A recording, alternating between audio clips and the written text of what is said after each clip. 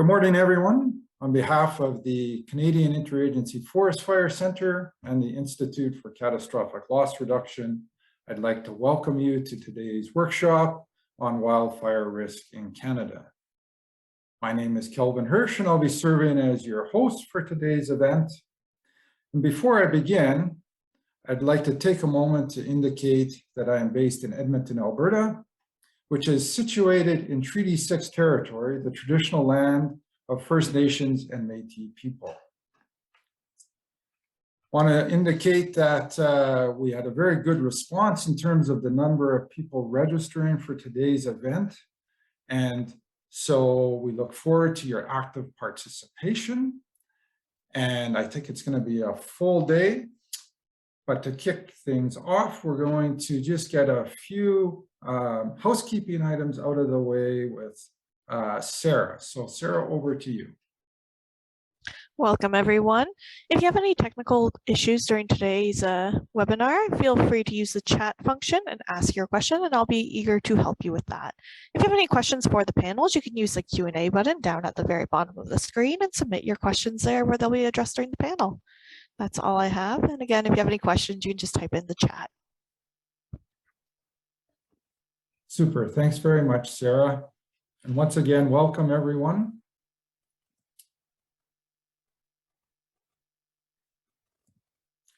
When we think of the term risk, undoubtedly, a wide range of thoughts and images come to mind. And this certainly is not unusual. In fact, in 1980, the Society for Risk Analysis was created. And one of its first objectives was to create a standardized definition of risk. So they formed a committee that looked at dozens of definitions across a wide range of issues. And after several years, reported back that they had narrowed it down to 13 candidate definitions, but could not reach agreement. Therefore, they concluded that everyone should be free to define risk in the way that worked best for them. Now, as unsatisfying as this may have seemed, because of this, they also emphasized that it was extremely important to explain the way in which each group and individual perceived risk and evaluated risk. And that's the primary reason we are here today. So the purpose of today's workshop is to bring together individuals from the wildland fire and the insurance communities to share their perspectives on how they define, analyze, and manage risk to enhance collaboration across these disciplines. To do this, we'll begin with two keynote presentations by Bruce Mayer and Lynn Johnson, and then we'll build on that foundation with three panels. The first will look at risk and research, the second at management and operations, and the third at analysis tools. We'll then close the session with a short recap with some observations and reflections and some thoughts on where to from here.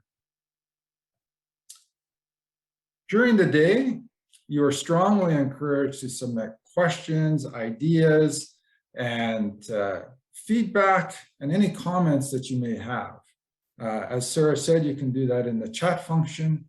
Those will go directly to the moderator for each session, and then they'll bring forward as many of those as possible in the time available. So without further ado, I'd like to introduce our two keynote speakers. The first is Bruce Mayer. Bruce is recently retired after a 40-year career with the government of Alberta. During that time, Bruce held a wide range of positions, from being on a fire crew to a district forester, a regional manager, the director of Wildland Fire, and since 2010, the assistant deputy minister responsible for forestry. Bruce has made many significant contributions to wildland fire in Canada and internationally, and we're very pleased that he has taken time away from projects at his cabin to share some of his thoughts and experience with us today. Our second keynote speaker is Lynn Johnson. Lynn has a master's degree from the University of Alberta and is currently a fire research specialist with the Canadian Forest Service in Sault Ste. Marie. Lynn's area of focus is wildland fire risk, and she indicated she also really enjoys doing field work, especially experimental burning. She is the lead author of a major synthesis report on fire risk in Canada and will be sharing findings and results from that work today. So we're very happy to have both of you here today. And with that, I'll turn the virtual floor over to Bruce. Thank you very much, everyone, again for joining. Thanks very much, Kelvin. Good morning, good afternoon. Thanks for having me here today. So in my early years, I walked to school uphill both ways, -40. No, wait, that's a story for the grandkids. When I first started with the Alberta Forest Service in 1979, working on a trail crew and then fire crews in the early 80s, my world was relatively small. Things revolved around our crew, maybe other crews in the districts, and various supervisors. Risks included responding to wildfires, driving, flying helicopters, working with air tankers, etc. Mitigation was done through training, communication, and more training. As the fire hazard or risk of wildfires increased, resources available to respond increased, response times were faster. The risk of our work became real in July 1984 when an air tanker doing a bombing practice in our area crashed, killing the pilot. My crew was the first on scene. 1983, senior leaders in forestry responded strongly to the risks from the extended drought seasons, disastrous 1979 to 82 fire seasons, implementing a new pre-suppression preparedness system. At the time, average number of wildfires almost doubled. Area burned went from 44,000 to 870,000 hectares, and suppression expenditures went from an average of $5 million annually to over $50 million annually. The decade prior to 1979, all in total, was $100 million in suppression expenditures. So a big change. The new approach meant putting money up front with a goal to reduce the number of destructive campaign wildfires.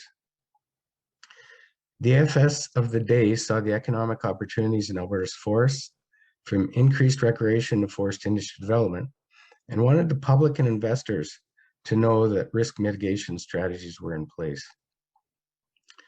As a forest officer fighting wildfires, supervising firefighters, risk was still characterized as firefighter and public safety, managing within a budget and minimizing loss of values at risk. Here, relationships expanded to include the public, Indigenous, municipal leaders, and the energy and forest industry, and an understanding and tolerance where known of their risks. Mitigation included better communication, development of community pre-suppression plans, cross-training exercises, and understanding those values of importance. A pre-suppression plan I did in 1988 with the community of Fox Creek was used 10 years later when Fox Creek was threatened by the Virginia Hills wildfire. As a field manager responsible for hiring, training, workload setting, and budget allocation, risk had different meanings. Staff and public safety remained number one, but added now is the accountability of ensuring adequate, appropriate resources were in place to respond to wildfires. Performance measures were met, stakeholder expectations were met, and expenditures were reasonable and under budget. In difficult fire seasons or times of budget challenges, focus remained on priorities of human community safety. In 1996 and 97, the fire seasons were two of the slowest and wettest on record in Alberta, leaving behind large volumes of grass and vegetation available to burn. At the same time, the organization had to deal with tough budget reductions and loss of experienced wildfire staff to early retirements and to the developing forest and energy sectors.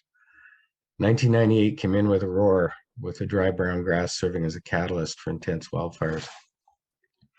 Outside of Whitecourt, Virginia Hills wildfire, for example, burned almost 200,000 hectares in May, contributing to the nearly 700,000 hectares burnt that year. Town of Swan Hills was evacuated twice.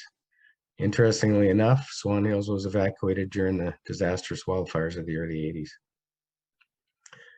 1998 fire season led to the first of many reviews to come. The difference in this review was the interest and drive by forest industry. This was also when the realization that perception is reality became a concern. No matter the amount of communication or involvement, first impressions are difficult to change or mitigate. It takes time, patience, and relationships. A significant policy decision made in 2000 by Cabinet identified Alberta's wildfire priorities: human life, communities, watersheds and sensitive soils, natural resources, and infrastructure. And in this case, infrastructure generally referred to insurable assets. In 2001, the community of Chisholm was threatened from a train-caused wildfire, where 10 homes, vehicles, and many outbuildings burned 116,000 hectares of forest. This was the first major wildfire to burn into a community since 1919, when the town of Lac-La-Biche was destroyed and 14 lives were lost. This led to the Chisholm Review Committee flagging wildland-urban interface and interagency cooperation as two key issues in their recommendations. Implementation led to some of our first interactions with the Insurance Bureau of Canada, discussions on how fire smart and other mitigation efforts could change behaviors and have positive effects on homeowner premiums.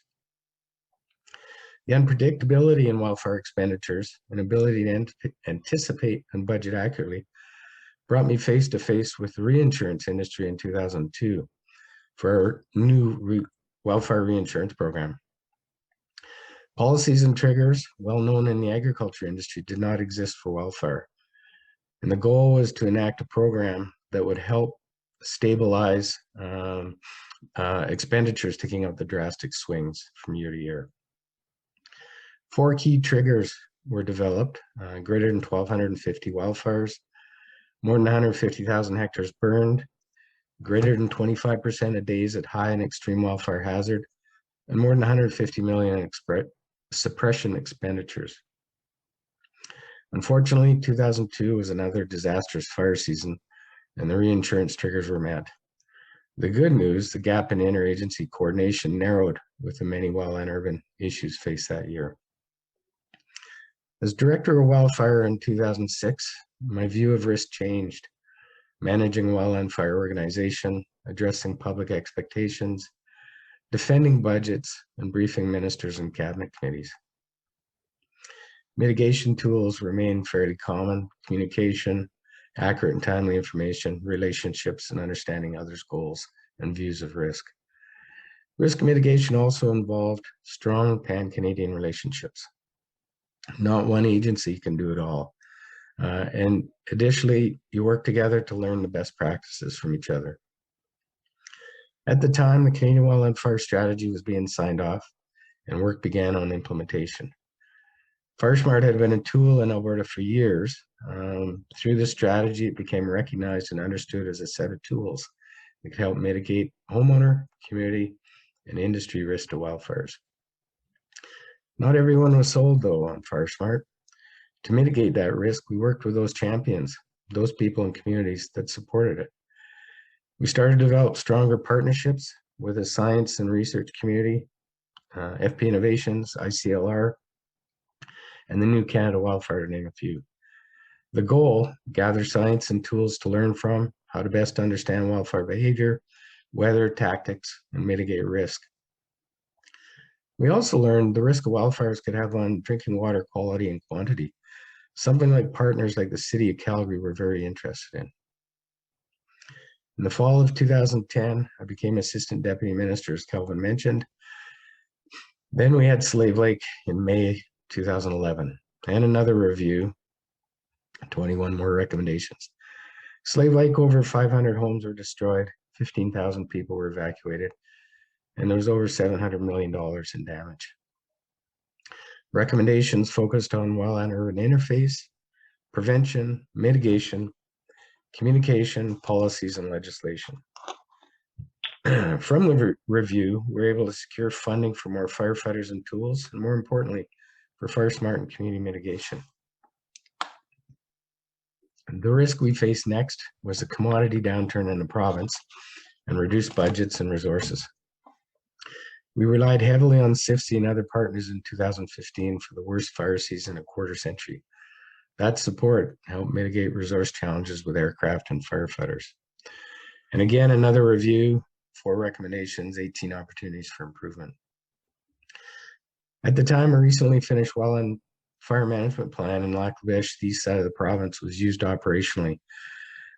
There, we were able to mitigate impacts of limited resources and get a better handle on what fires we could let burn as lower priority, not impacting values at risk. These plans remain a priority for the entire province. Then came early May 2016, when a wildfire burned into the community of Fort McMurray. Actually, today it's May 3rd, 16-year anniversary when it burned into Mcmurray. The 2016 Horse River wildfire forced evacuation of 88,000 people, destroyed an estimated 2,400 structures, 3.7 billion estimated in insurance loss, 0.33% impact to Alberta's GDP, and 0.06 impact to Canada's GDP. Following Fort McMurray, we enhanced our wildfire priorities. Human life and communities remain the top 2. But with infrastructure rising higher, if a wildfire impacted access to a community, impacted power or telecommunications to that community, or if there were significant economic impacts expected, example, reduction in oil sands production. It's interesting to note the wildfires were burning. We worked with the regional municipality on fire smart projects in and around Fort McMurray. Both were shut down due to neighboring homeowner complaints. People bought their homes with the fact that they had force nature in their backyard. We ran into the same concern in Bragg Creek in 2012, following the Slave Lake wildfire. We were accused of fear-mongering and that there was no chance that a wildfire would destroy their community. Well, values at risk are critical to wildfire managers if we know them. In Fort McMurray, we knew about the oil sands, but we didn't know about the hot underground bitumen line. We didn't know that if shut in too fast, the bitumen would solidify. We didn't know the risks of fast shutdown of Syncrude and Suncor. Both had to shut down in 2016. We found out that the NAV Canada beacon for all northern transglobal air traffic just outside of Fort McMurray was at risk. 2019, we found a risk of a cell tower in high level, the only link connecting Northwest Territories. Identification of values at risk is key to any wildland fire management plan. Following Fort McMurray, we invested more time and effort into fire smart work with communities and industry, and continued with research opportunities with Canada Wildfire. Some research can be immediately implemented operationally. Some is better used in briefing packages to political leaders, public, and media. Things like risk of longer, more intense wildfires and seasons, a changing climate. In particular, we use Lynn Johnson's work on wildland urban, industrial, and infrastructure interfaces to help show the risks to our political leaders, to Treasury Board, of the uniqueness of our economic landscape and impacts a wildfire would bring. While British Columbia and others held our attention in 2017 and 18, Alberta was back at it in 2019 with another review, 15 recommendations, 13 opportunities for improvement. Extreme burning conditions, significant wildfire events in the Northwest caused evacuations of 20 communities, 15,000 people, many homes burned on the Battle Prairie Métis settlement. The season tested our operational limits. Again, many operational recommendations, but other common ones: communication, public engagement, wildland fire planning, fire smart, and a new one was cost containment. Economic and budget pressures hit us hard following 2019 with another economic downturn, resulting in staffing and wildfire resource reductions. Our mitigation options provide the risk scenarios to decision makers. Nationwide, 2021 was an extreme fire season. Not sure if it's an anomaly or more to come. While Alberta was busy early on, the heat dome and the wildfire smoke from both the east and the west kept wildfire activity low and gave us the ability to share resources with others. One might consider that natural environment mitigation. 2021 also brought the Canadian Council of Forest Ministers recognition of mitigation and prevention, and the whole of society approach to wildland fire management. Challenges wildland fire agencies face now and into the future: increased pre-suppression, suppression costs, likely stable or reduced program budgets, encroaching public, communities, and other values at risk into the forest, a changing landscape, and higher expectations. And with that, thanks very much. Thanks, Bruce, very much.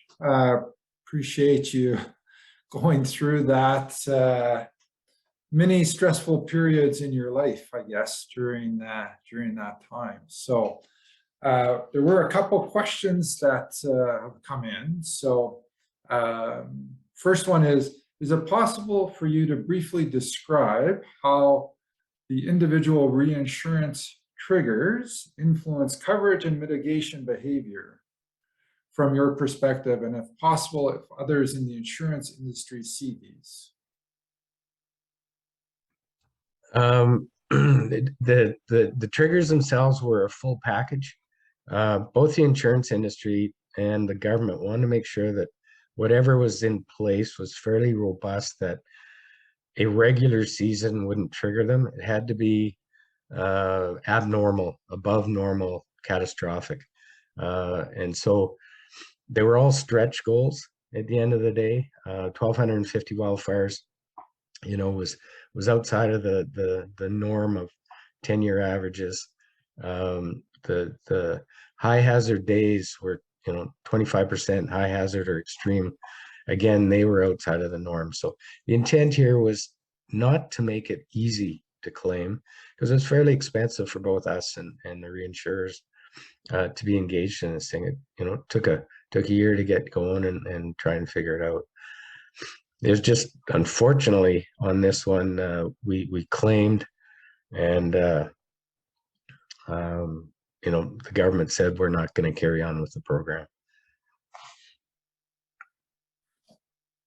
And another question, Bruce, was, well, people are amazed at your experience. And I'm sure there's very few in Canada who've had your experiences like that. The question was, could you define values at risk as it's applied in fire management, since this person has their views of what values at risk are from a financial institution perspective? Yeah, so, you know, I'll look at some of the stuff simply. You know, values at risk can be, you know, the only caribou herd in a hunk of boreal forest, or can be the timber company's midterm and long-term timber supply. It's a community in the way it's an oil sands camp. You know, there's some camps. There's one out there that's 6,000 people. Those are small communities. Those become values at risk. What we'd learned over the last couple of years, that, you know, we know most infrastructure, oil and gas for sure in the province, if a fire burns over it, the metal structures can withstand. Companies had the ability to shut in. What we're starting to find with the Suncor Syncrudes is there was no way to shut down, and the only reason they really could, from a value perspective, or had to, was that they didn't have any workers. The community of Fort McMurray and all the camps were evacuated. You know, so then we started working with them. How do we mitigate risk to these camps to get people back so they can get back operating again? So the values at risk, I guess in my mind, aren't all that simple. Sometimes every day you'll find something new and you go, holy smokes, how come we didn't know about that?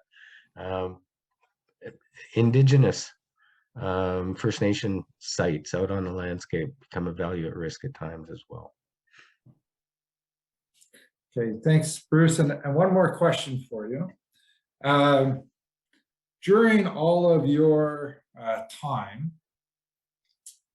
what would you say was the biggest challenge in communicating wildfire risk to kind of ordinary, non-forestry, non-fire people? So like your neighbor, your second cousin, or one of the political people that you dealt with, and So what was the biggest challenge of that, and how did you address it? We don't speak the same language. A key piece of it, you know, I'll talk about wildfire starts or high hazard days, or we lost that wildfire. You know, everybody thinks of those terms differently. From a wildland fire perspective, we have a fairly good handle on it. So it would just be a matter of taking that time, building the relationships, and you know, working with our neighbors or communities, or ministers, or cabinet committees to say, all right, here's what the fire is doing, or here's what we have done to prepare to get us into play. But a key piece, no different, I think, from wildland fire risk. We all talk different language or understand things differently. So it's just a matter of taking that time and building the relationships. Great.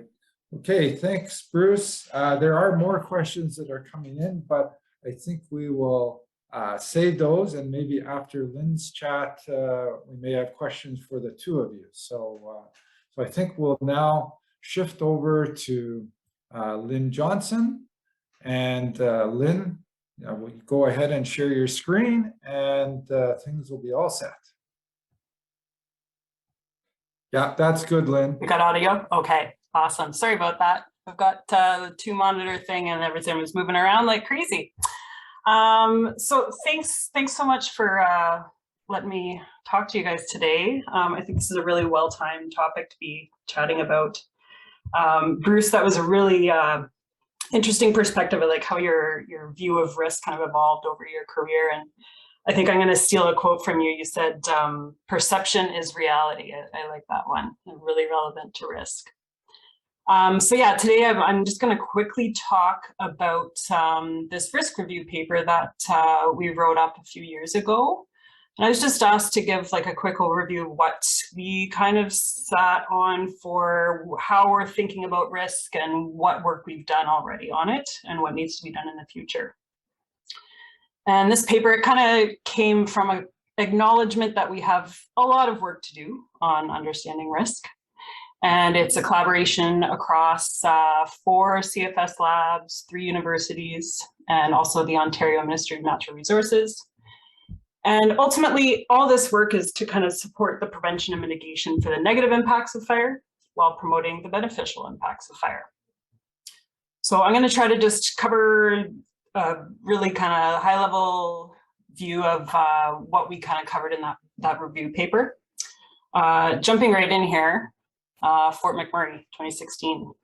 I'm sure a lot of you will remember watching this dash cam footage of people just narrowly escaping the flames. And at least for me, and maybe for others, I think especially in the insurance industry, it was a wake-up call. You know, we'd seen this before. Fire's not new. You know, as Bruce mentioned, you know, we've seen this over and over. You know, the Okanagan burnt in 2003, and a third of Slave Lake was destroyed in 2011. But I think it was this scale of destruction in Fort McMurray and that really dramatic evacuation. I think it was a tipping point where, yes, Canadian fire activity is something we need to pay attention to. So looking at the catastrophic insured losses for natural hazards in Canada, you can see here, till 2016, fire was barely on the radar, to be honest. Fort McMurray became Canada's most costly insured loss in history. But those insured costs are only a portion of the ultimate total cost of fire and its indirect impacts. And there are a lot of potential impacts of fire, whether you're focused on those catastrophic impacts of fire or structure loss, evacuations, smoke, suppression costs, ecological costs, so many others. Really, all these impacts are why risk matters. Fire can be beneficial, but it is a threat to public safety. In recent history, we have been fortunate that casualties are quite rare. Lytton, BC, this past summer was actually the first instance of civilian life lost directly to fire since about the 1930s in Canada. As for structural losses, they happen every year. Some years definitely stand out. And we have seen a lot of evacuations as well. We rely heavily on that proactive reaction to protect people. And even though they can keep people safe, the evacuation itself is also an impact. They can be costly, very disruptive for those evacuated, financially, mentally, your whole life is disrupted. And as you can see on the map here on the left, it's a national thing. And every year we have at least a few evacuations. And sometimes these circles that represent the number of people being evacuated can be quite large. The 2016 circle here, that's mostly Fort McMurray, but also other evacuations in that same year. And then you have this mess of what was last fire season. So this is 2021. We had just a crazy number of evacuations in multiple areas of the country. And overall, this represents over 500,000 people evacuated. And sometimes people aren't evacuated because of the direct threat of fire, but because of smoke. And smoke impacts are definitely something that are gaining attention, not just for the evacuations, but also for the health aspects. And this recent paper I've got up here on the screen, it's Matt's et al. They looked at just the health impacts from just the main component of smoke. We'll worry about the really toxic stuff later. But just from the PM 2.5, we're looking at thousands of premature deaths. And the overall equivalent total of health impacts amounts to billions of dollars a year. And maybe I'm just out of the loop, but recently I realized I've never heard any concerns from the life and the health insurance community about this. So maybe that's something we can talk about later if some of you are aware. Now in Canada, we have fires across the whole country, and there's lots of diversity in the fuels that are burning, how the fire is burning, and where they are burning. A lot of our fires are luckily not happening near where most people are living and working, but where the fires do overlap with humans is where we might see these disasters. Really, these are the fires that matter when you're concerned about risk to people and their environment. Fire is very dynamic. Year to year, it's really difficult to anticipate where the impacts will be. And that variability and all the unknowns are quite a challenge for fire management. And really, this is just kind of one aspect of the uncertainty in wildland fire. And really, whether we're talking about fire impacts, costs, fire activity, what we're interested in here is what is the risk? Now, risk in the natural hazards world, there is this kind of broad standard definition of risk with impacts and likelihood. So the likelihood would be, that a flood or an earthquake or a fire will cause harmful impacts. So that's the general definition, but it does get messy when you look at the details, as Calvin got into at the beginning there. Risk is not straightforward. And there are so many different frameworks and definitions, but to be honest, in the end, there's no one best way to actually quantify risk. It depends on the context entirely, who's asking, what's the application, what are we focusing on, or what is their risk to? Add to that, you get into complexities like how to account for the really dynamic spatial and temporal scales of fire itself, but also of its impacts. You have time lags and interacting effects. And furthermore, risk can be modified when you recover from those impacts. Or you can bolster resilience, adaptive capacity, change your vulnerability. So it's really interesting. You also have to think about when you're quantifying risk, how do you value the impacts and deal with a lot of really tricky trade-offs? And we have to think about uncertainty. There's so much we don't know, but really it's a lot more than that. It's uncertainty isn't just part of the challenge. Uncertainty is really what risk is all about. The uncertainty that matters is the risk. That really broke my brain for a while, but I think the insurance industry really understands how to manage that uncertainty quite well. my point is it's really complex and there's no standard answer to what is risk. However, if us in the fire community are going to talk about risk, it's important to be clear. When we started this project to do this review paper, the only thing that became clear was that there's a huge diversity in how fire risk is defined. And as the nerdy scientists that we are, we wanted to quantify this. So we started by reading a lot of papers and found that surprisingly only about 21% of the papers that looked at fire risk used that likelihood and impacts definition. Usually it was something else, area burned or ignition probability or something else.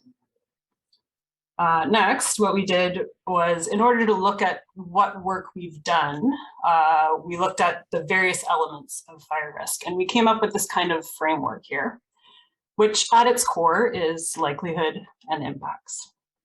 And I found this diagram just really useful for thinking about risk and teasing apart the different elements.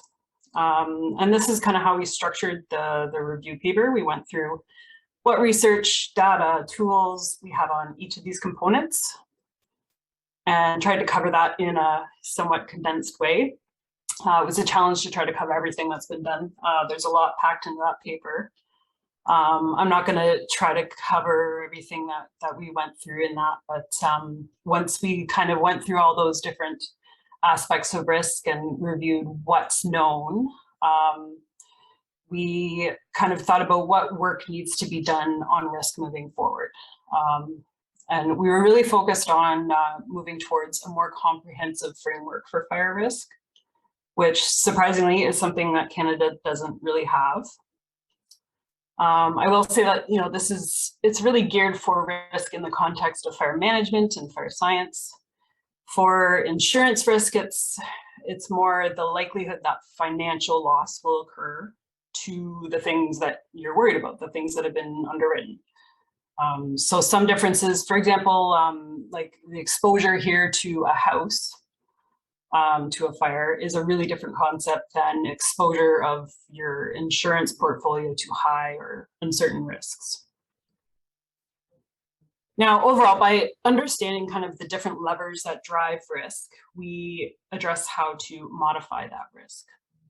We face the challenge of finding ways to more efficiently manage fires and develop mitigation and adaptation strategies that can help us live with fire, since it's not going anywhere. It's an inevitable process on the landscape.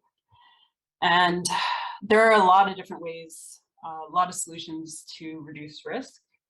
In the green text in this figure, we've just kind of suggested some ways that you can approach it. And mostly we focused on human populations and structures, but there's a lot more to it. There's also no one solution. And, this isn't a comprehensive list. There's things we haven't thought of yet, or things, for example, you may notice insurance actually isn't on that figure, but it certainly does come into the toolbox of risk management. I struggled with figuring out exactly where it comes in because there's a lot to it, and maybe it's a topic to chat about later, but it's a form of adaptive capacity and helps with recovery. So it would be there on, the impact side of things here. But then insurance can be a bit of a carrot or a stick to get people to mitigate their risk. For example, initiatives like doing a incentive for fire smart activities, which can modify the vulnerability of your values. It could change your exposure. But it could also, modifying your fuels can change the likelihood side of the equation. There's also lots to think about kind of the sociological side of, what does having insurance do to the individual's actions and risk perception. Now, just to close up here, I just want to make the point that all of these many things that we can do to manage fire risk will be even more crucial in the future. Fire risk is increasing. We're going to experience the consequences of climate change. Well, we are experiencing the consequences of climate change and the results of fire suppression over the years, producing that fire deficit around communities. We've got more things at risk, more values on the landscape, thanks to population growth, development. Fire managers, you're facing unrealistic demands that will outstrip capacity. For those in the insurance industry, I would say, like with earthquakes, we probably haven't had the big one for fire either. Though the increasing frequency of those smaller non-catastrophic claims is likely to dramatically change the business as well. Now, this paper that I've got up on the screen here, even though it's from back in 2005, I think the points still hold. And I recently reread it recently, and I ended up highlighting like half of it. But the take home is the capacity for the industry to absorb and spread the risk out is going to be challenged. And overall, improved risk-based decision-making will be crucial for everyone involved. So yeah, that's where I'll leave this. I'm really interested to see where all this discussion will end up today. And I mean, there's definitely a lot to dig into. So thanks.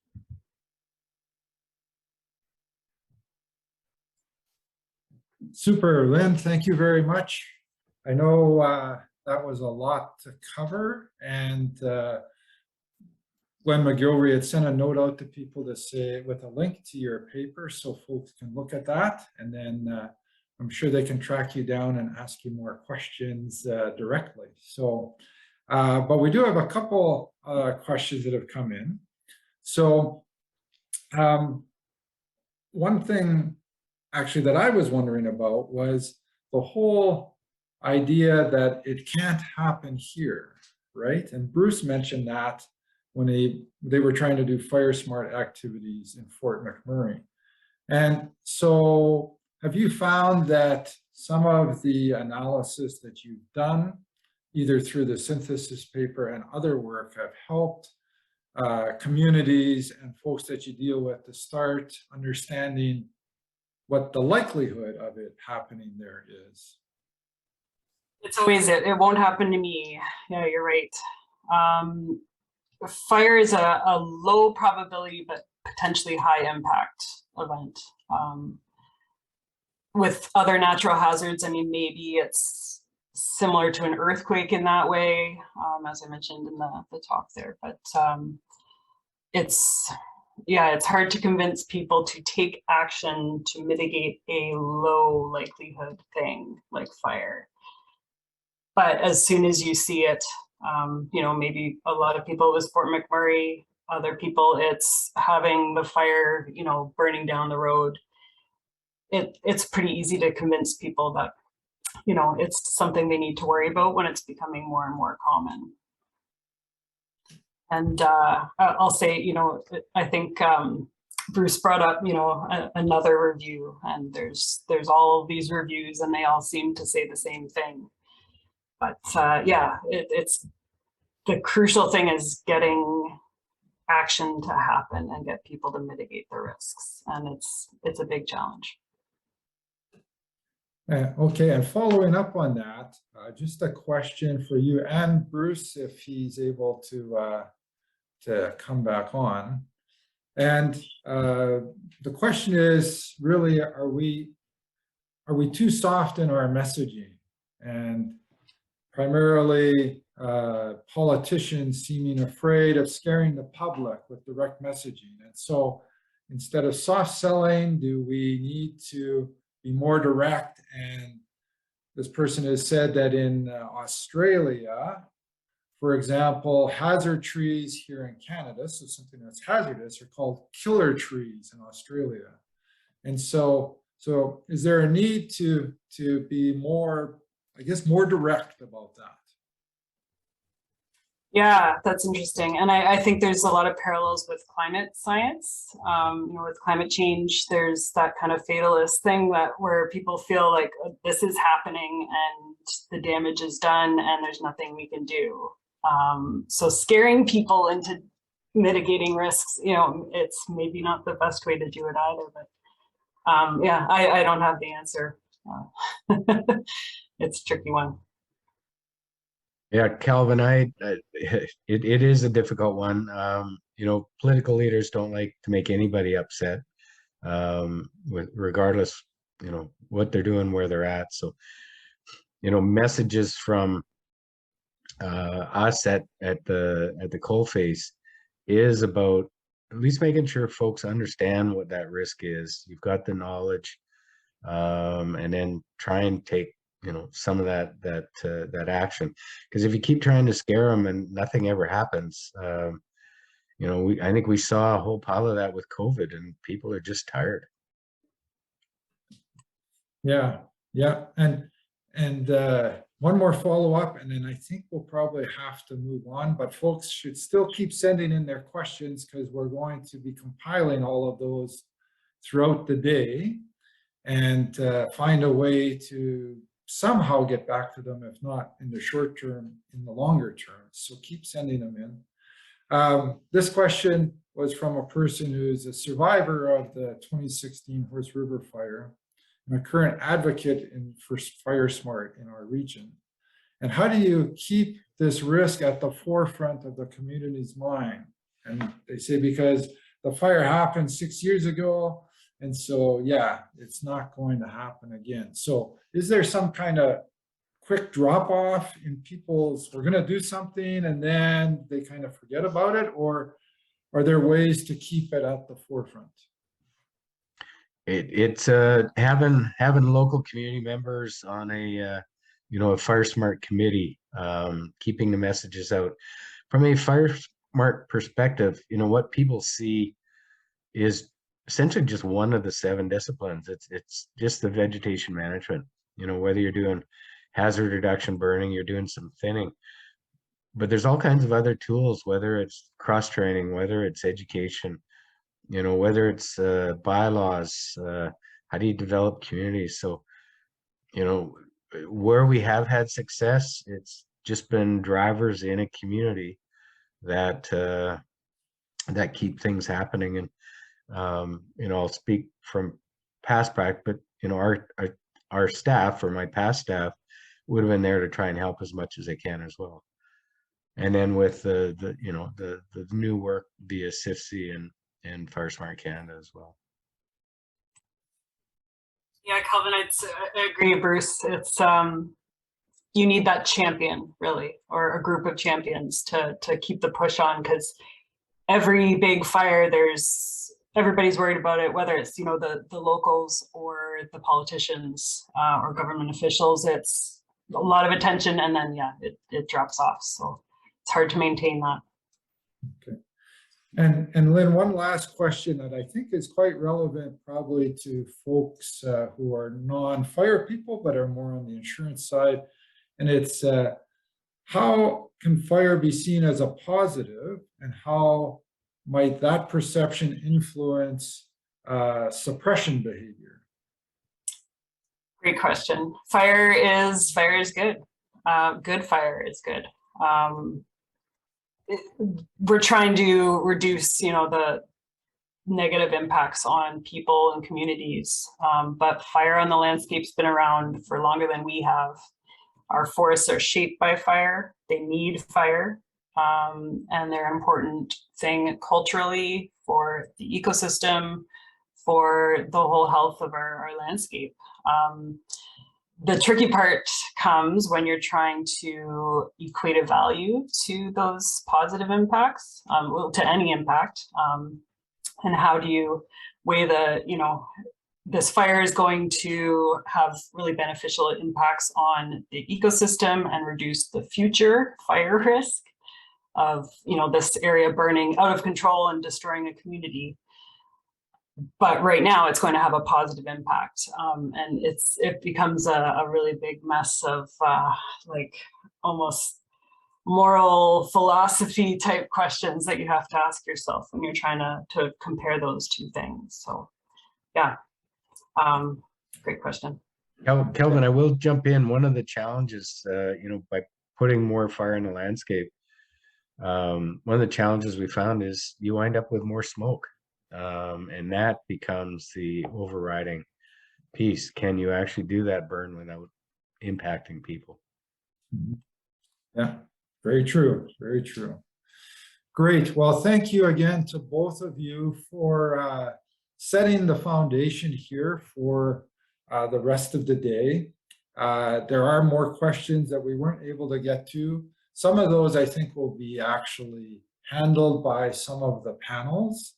But again, folks are encouraged to keep sending them in, and all the panelists and moderators can see those. And so we appreciate people's participation in that aspect of the workshop.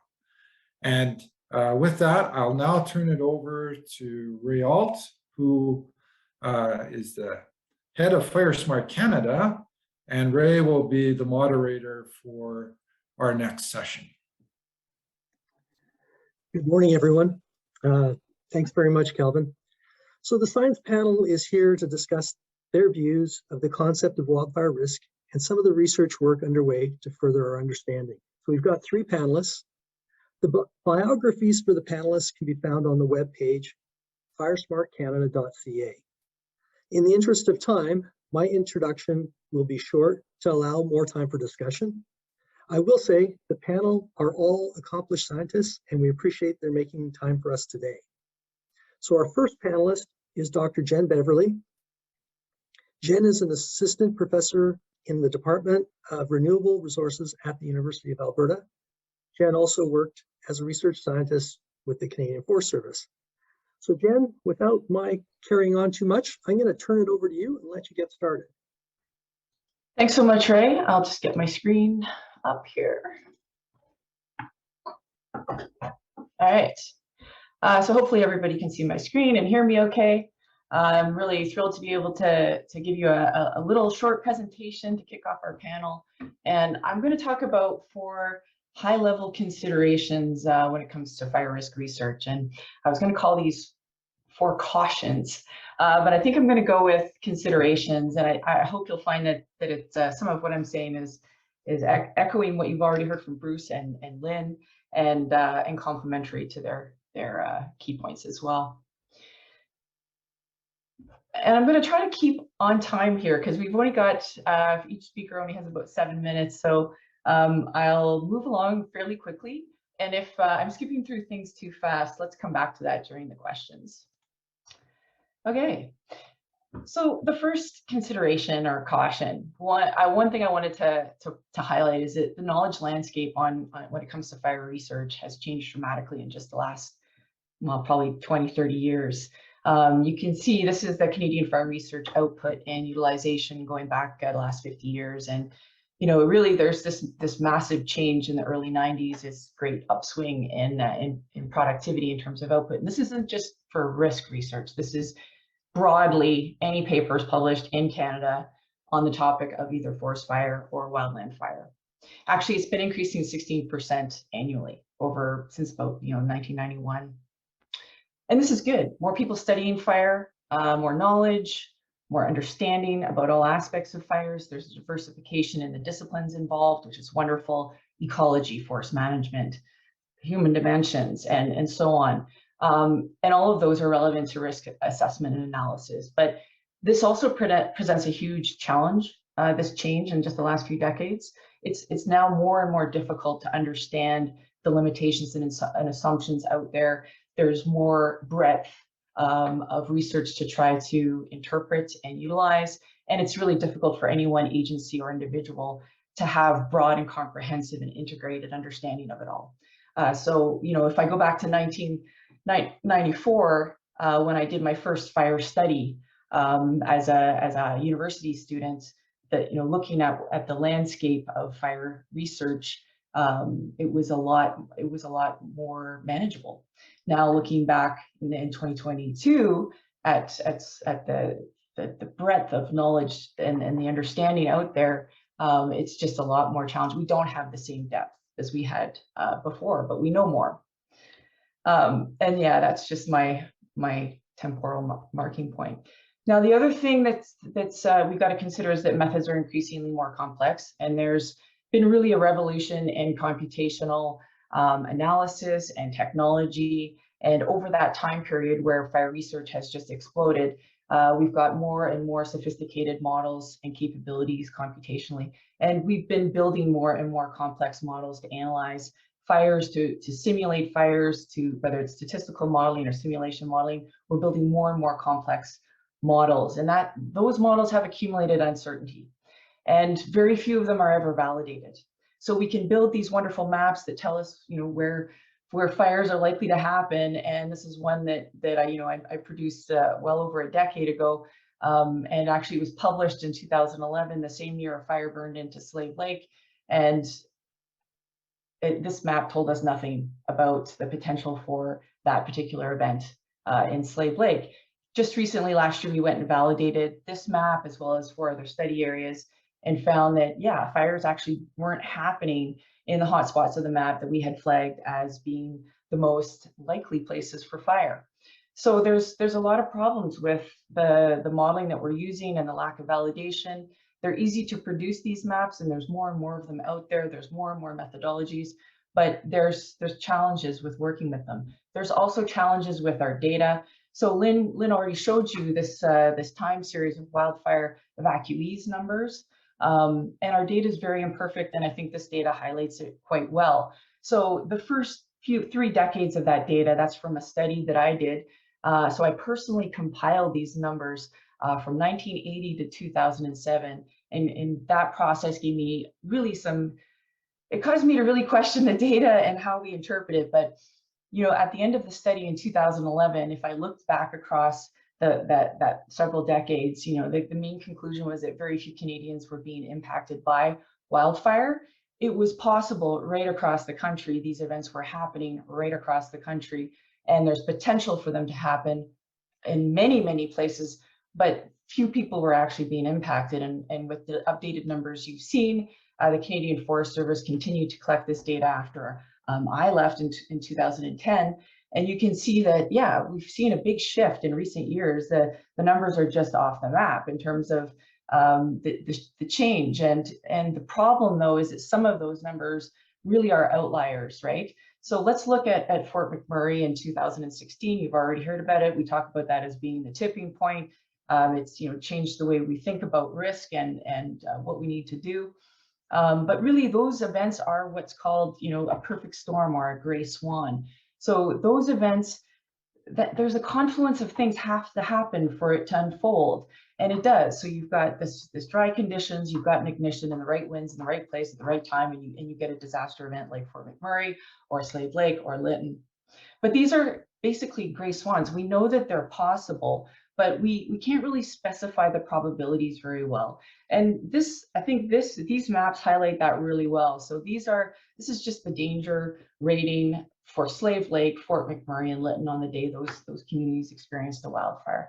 And you can see large regions, entire provinces, large regions of Western Canada could have experienced those events, but they happened in those particular communities. But they could have just as well happened in a different one. Fort McMurray, 70,000+ people evacuated. It could have been Swan Hills, and it would have been 1,500 people evacuated.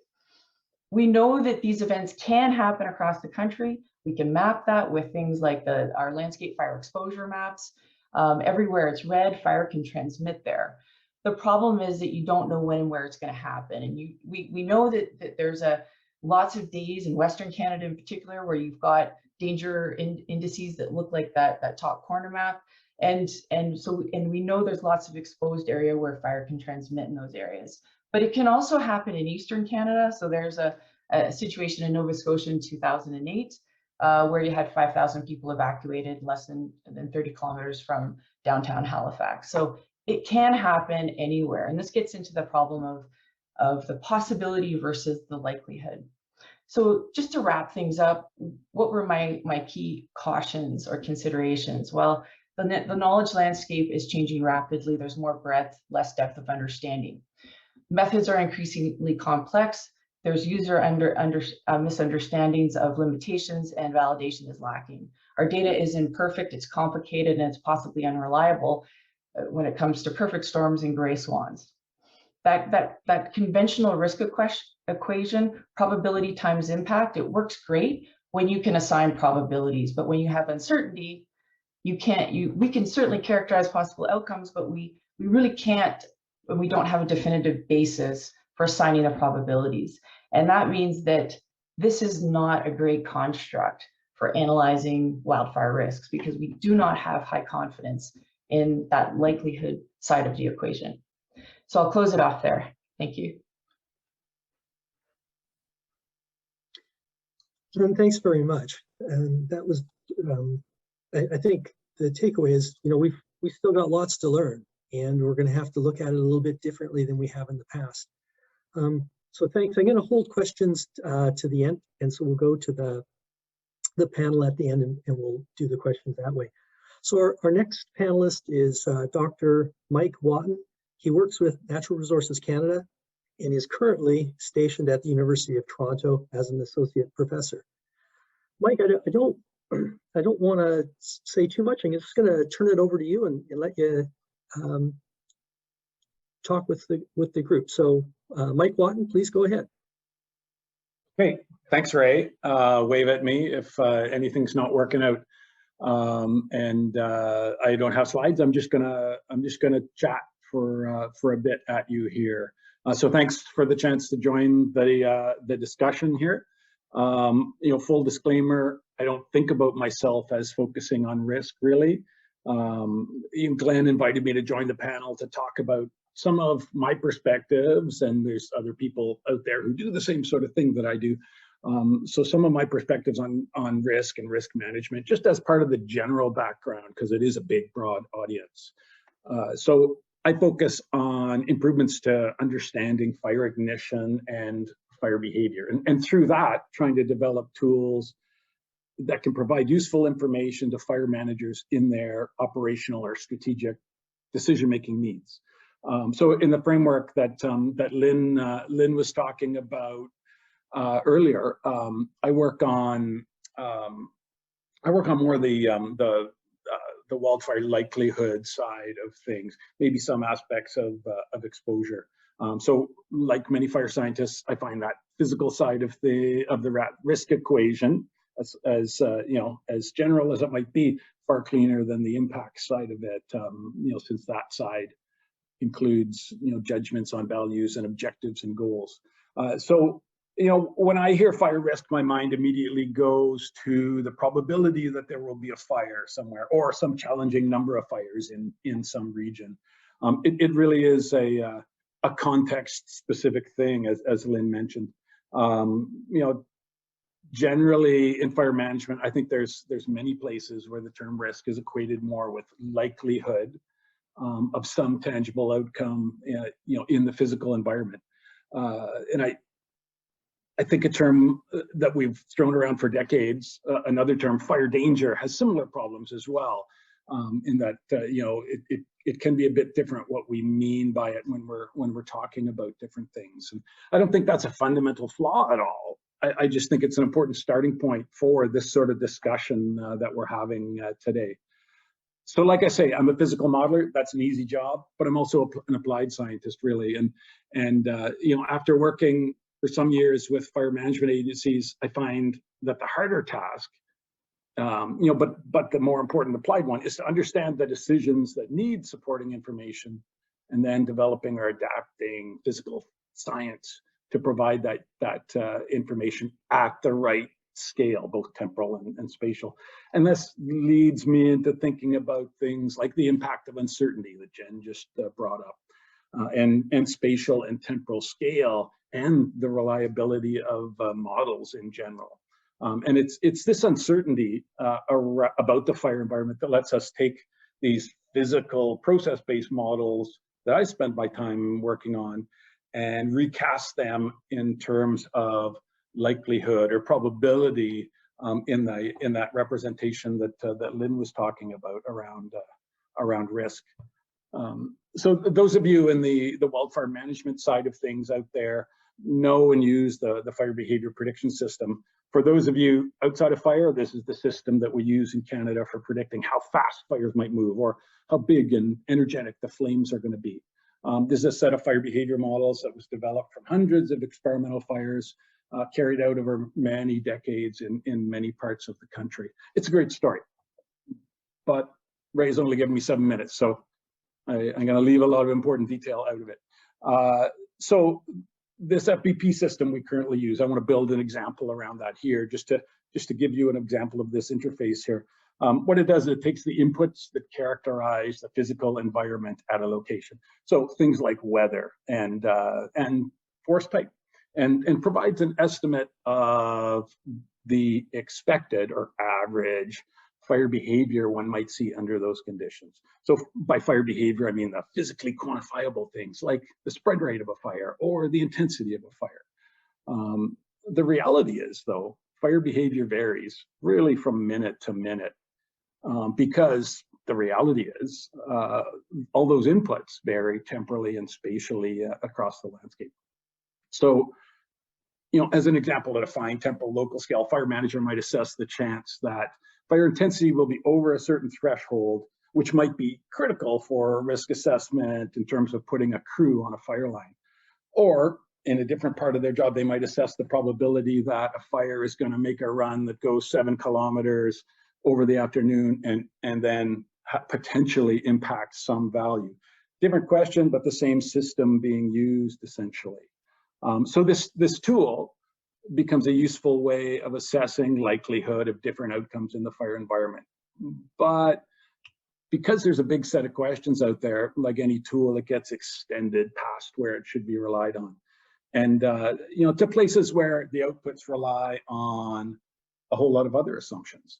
And each of those, they may be okay, or they may be problematic. And it depends on the scale that you are that you're thinking about and the scale of the information that you need. And that is a big rabbit hole to get into. In our current research in the CFS, one of the things we're focusing on is extending the FBP system to allow evaluation of the effects of different fuel management treatments on fire behavior. And this is the example I want to give you. The effects of wildfire mitigation treatments, can have some real obvious impacts, and they can have some some not so obvious impacts on the fire behavior that you might expect in a stand. And so, in the current FBP system, we really can't address the impacts of these treatments in a reliable way. We can wave our hands about it. The new system, we're working to provide a more consistent way of looking at the impacts of changing stand structure and fuel load. It's not going to answer the questions of what mitigation treatment might be best. That obviously depends on the objectives that you're trying to achieve.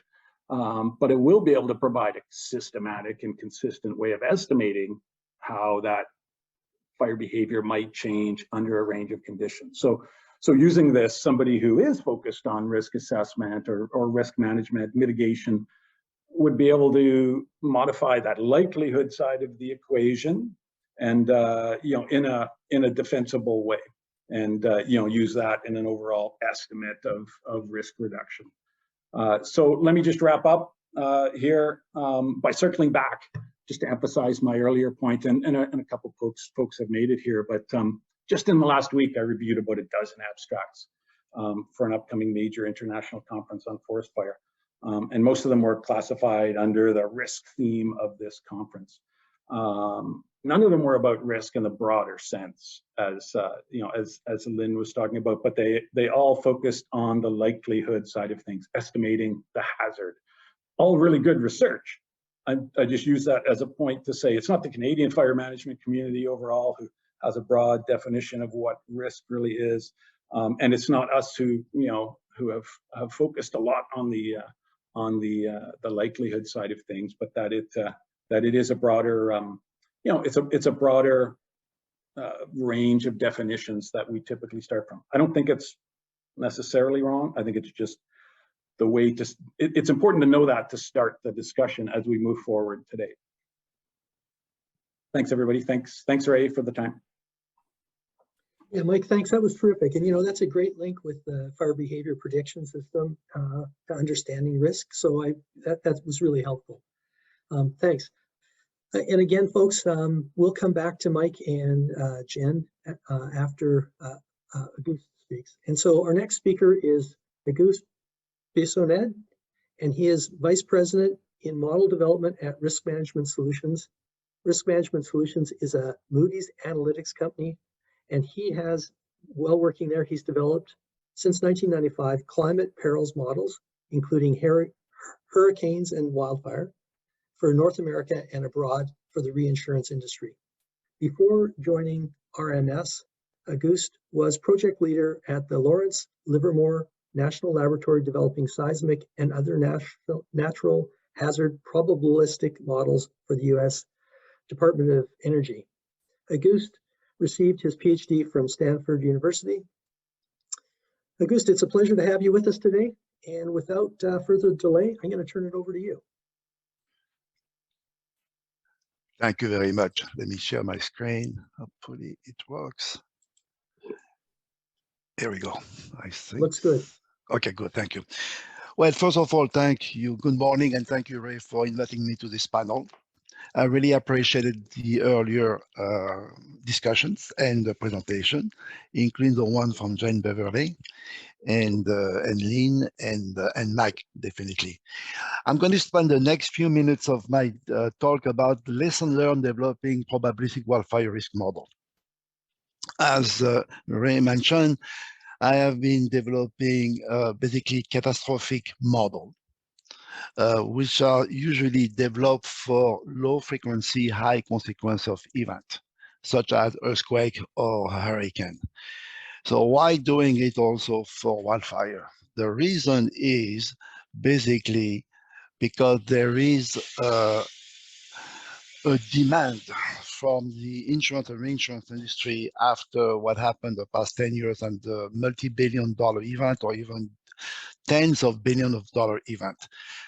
Granted, there is a lot of uncertainty on many aspects. Some of them have been discussed here, but somehow we need to make some progress up to a point where there is some confidence of assessing the risk.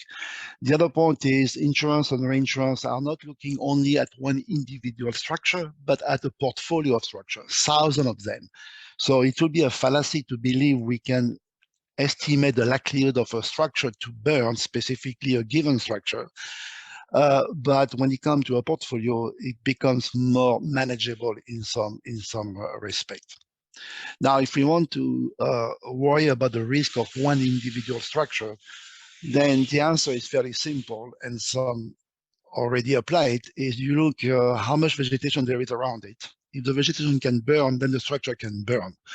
If the structure can burn, then you can assume it's going to be burned, and therefore you already have your answer. But that's not really realistic to do that.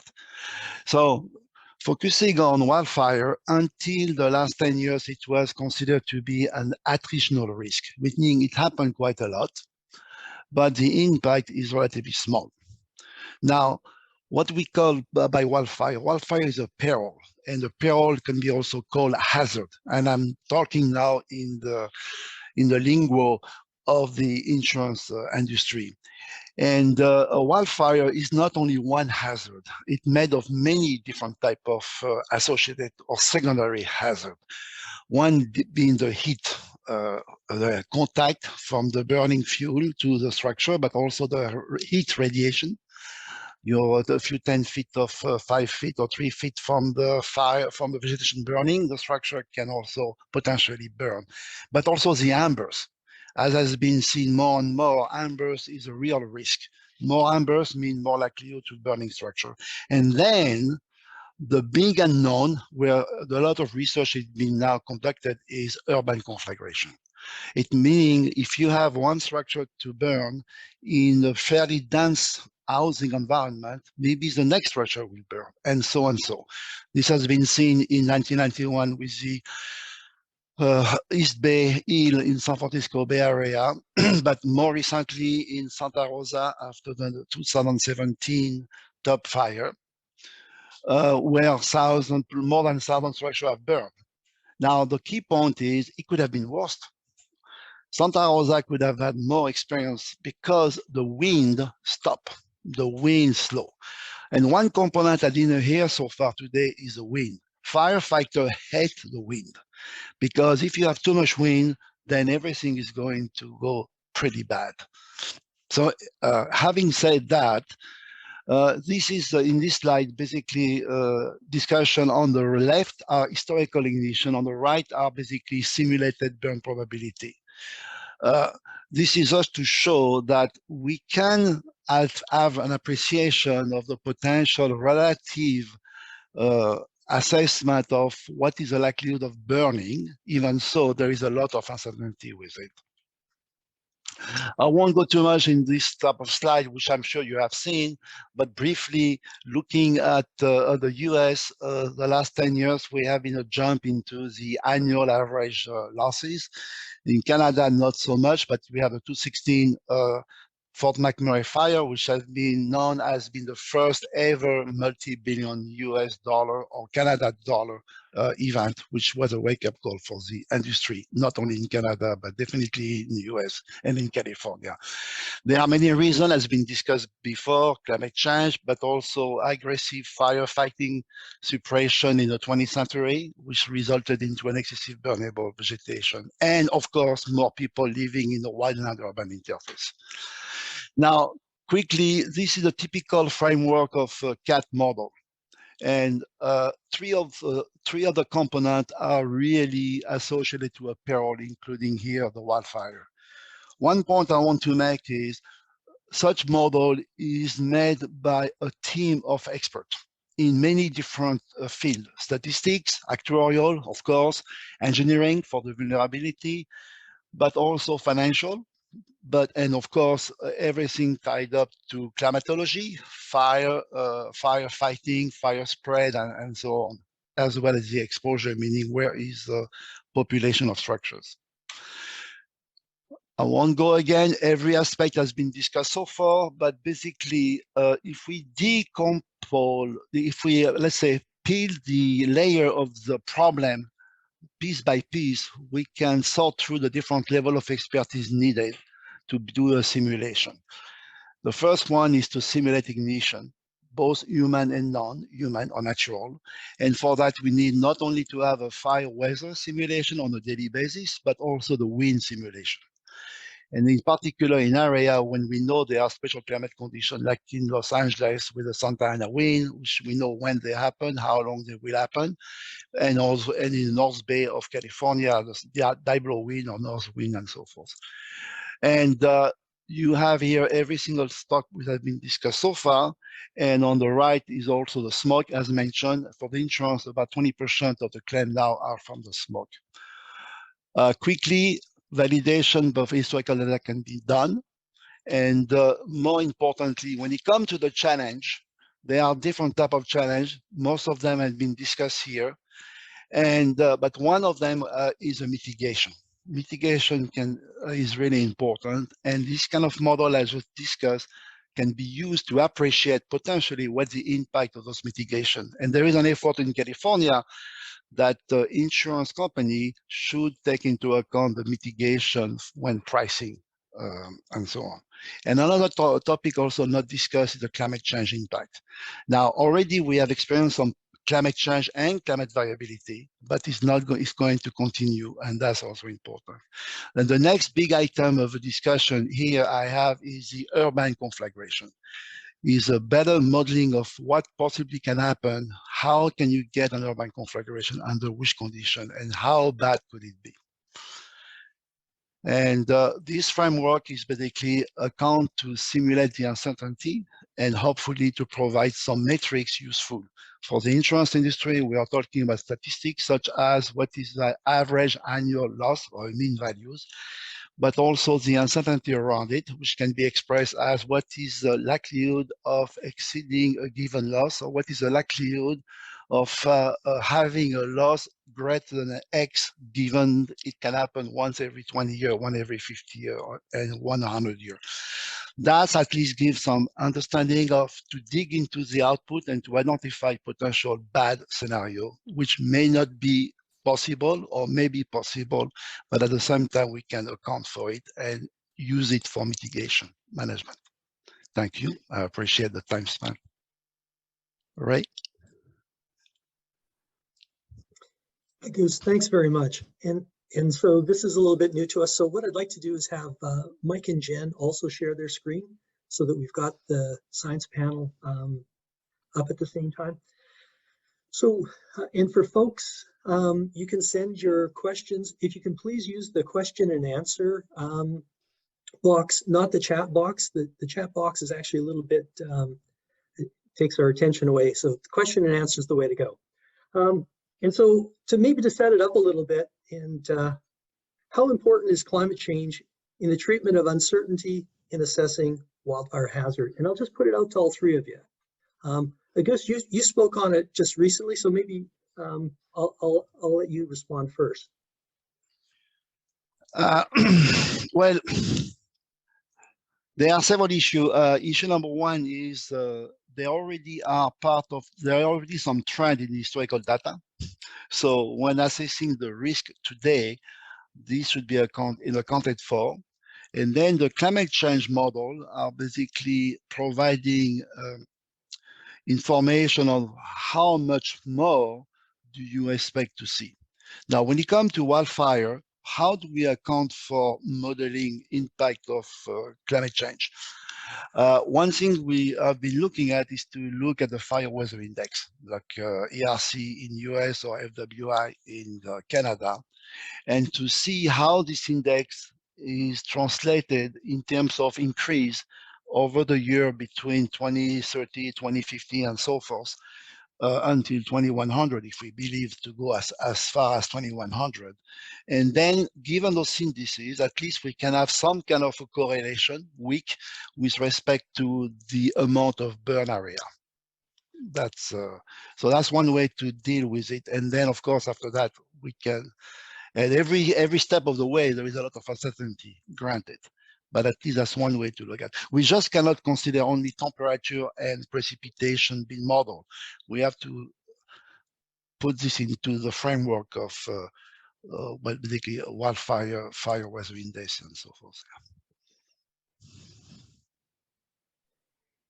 Yeah. Mike or Jen, any thoughts or comments? Sure, right. Yeah, I think you know what's interesting. I mean, I think we're in a good place in that we have a well-developed system for tracking those important things that influence fire activity. So, that linkage between weather, that we might be able to make some changes, and how that influences fuel moisture, and how that then influences fire ignition, and how that then influences intensity of a fire. Those models, because they're not statistical models, they're semi-empirical models that are trying to capture. They're being fitted. All of those models that we just talked about in terms of the FWI system or the FBP system are fitted to a basic physically logical model, that they are extensible when you push them to real extremes. I think one of the challenges is, though, and we started this because we have this system, and this FWI system existed back in the early 90s. We started looking at the impacts of climate change and have been all through the last 3 decades. Having days that were close to 50 degrees Celsius were never on our radar. As much as we talked about climate change and changes in precipitation, changes in temperature, that the extremes are challenging in terms. I think it is a real wild card. I think that to get to that question, I think was around uncertainty, and I think that those extremes, and whether they mean the fuel moisture is 2% or 3% in the forest, if the model is not quite right at that high end, I don't think it matters anymore. When you're at that end, it's really bad. So, I think we have some, ability to cope with some of that uncertainty. I have to say, as someone who's done work, in this area for the last 30 years with Mike Flanagan and many others, that sort of a change, as we saw last year, was not something we were really thinking about, when we talked about extremes. I could just add, if you're in a situation where you can't count on the recent past to give you an indication of what you can expect next year or this year, and I think that's where we are. Like the historical data doesn't help us because this changing circumstance with climate change, we don't know what's possible, and we can't predict it with any certainty.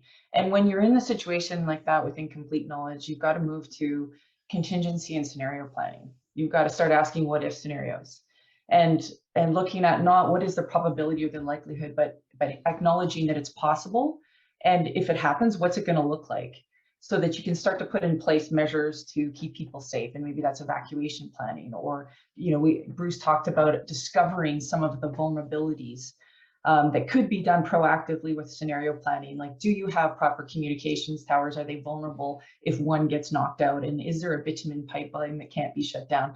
I mean, these are things that can be discovered with scenario planning. And so a more possibilistic approach and contingency planning approach, I think is the only way forward. Well, I want to add on Jen, because that's a very good point, is in the insurance industry, we also what we call counterfactual analysis. So basically you don't look at the scenario, the bad scenario, which already existed. You look at the scenario which are not too bad in consequences, but which could have become very, very bad.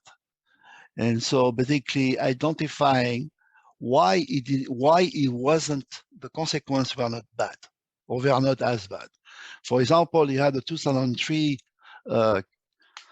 in Kelowna fire. I think today, if it was going to happen again and you have very high wind, you may have urban conflagration. And then you may have south of the city, a lot of building or residential houses may burn, assuming, I mean, those are examples. So that's a kind of thing, that's kind of things we learn also, because in California, when you look into it, we had a good example. In 1991, we had the East Bay Hill. This is a wildfire, which was not fully extinguished overnight, and then it developed the next morning and it destroyed a neighborhood. Top fire. I myself went over there with the fire fighters, and when you look at the 101, 6 lane, and so forth, you say there is no way the fire to jump there, but it did. And then we had the campfire. And then again, last December, we had the Colorado, the Marshall fire. All those are examples which may not be the same in Canada, I want to be clear, okay? But those are scenarios which could have been, in a counterfactual analysis, be identified with other fire. That's what I'm trying to... well, for example, close to where I live in San Mateo, in the South Bay, we had a big fire in 2020, and this fire could have developed in much worse situation than it did at the time. So yeah, I agree with you, Jen. This is really it's almost like what at one time was the worst case. Now we need to start thinking of it a little bit differently. That the worst case, how that framed our reference is changing really quickly, and it's hard to kind of wrap our heads around it. We've had a couple of questions. We've got questions, and I'll just read one from the question and answer piece here.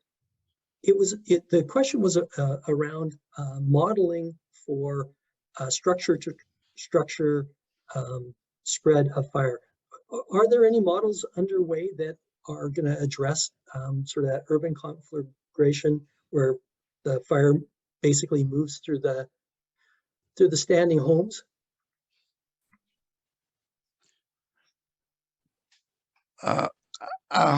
Yeah, okay. Yes and no. Yes, there are some semi-empirical. I mean, for example, my colleague have developed, based on the modeling urban conflagration following earthquake with Ameda and the other type of model. I've used it to develop some semi-empirical model for modeling urban conflagration in the wildfire model. I know researchers, at least in the US, at NIST and IBHS, are also looking into it. There are different ways of potentially doing it, basically by considering the structure to be a fuel by itself, which is not so simple to do. But that's an effort right now of research. Okay, thanks, Auguste. Here's a question for Mike. Will this fuel modeling capture the effects of opening up a closed canopy forest stand by applying the FireSmart 3-meter crown spacing? Yes. Thank you. How's that for an answer, right? Yeah, and for a lot of folks, especially anyone from the States won't know what we're necessarily talking about, 3-meter crown spacing. But the question, and maybe Mike, we can explain it a little bit, is that the question is that if you change the canopy and you let in more light, you might actually, you're the fire behavior guy, I'll let you explain that a little bit more. Yeah, so and so in my example there, which I was focused on fuels management. I mean the idea of rebuilding the our FW or our FBP system models with this being strongly tied to the amounts of fuels there and what those fuels do to the fire environment. So opening that 3-meter crown spacing, reducing the amount of fuel in the crown, so you need much more volatile conditions to get an active crown fire going. That's good. That opening up also opens up greater amount of wind gets to the surface, and so those same conditions, you can have a more intense fire, dries those fuels out on the surface as well. And so the new model, all of that is embedded implicitly in the current FBP system models, in what we are trying to do to move this evolutionary step forward is to build those relationships in explicitly. So you would be able to evaluate that 3-meter spacing criteria in a pine type, in a spruce type, look at the different impacts in terms of how it's changing what is really driving the fire. And so I hope have a much better way of estimating that genuine impact on fire behavior, what you're doing. So we're trying to embed all of those pieces that influence that environment within the stand. All those things should change when you change the stand structure, with at the same time very, very simple models, so it's understandable and usable for those users who want to take advantage of that. Perfect, Mike, thanks very much. I've got another question, and it's maybe a little bit more, well, we'll just put it out there and see what you guys think. So using language from other sectors like 1 in 100-year flood is accessible for most people until you have multiple floods in 1 year. What language is the insurance industry using to describe fire occurrence or the possibility of a fire? And is it different from fire science, fire management community? And so maybe just thinking about, it's really about how we position the message. And any comments from either of you?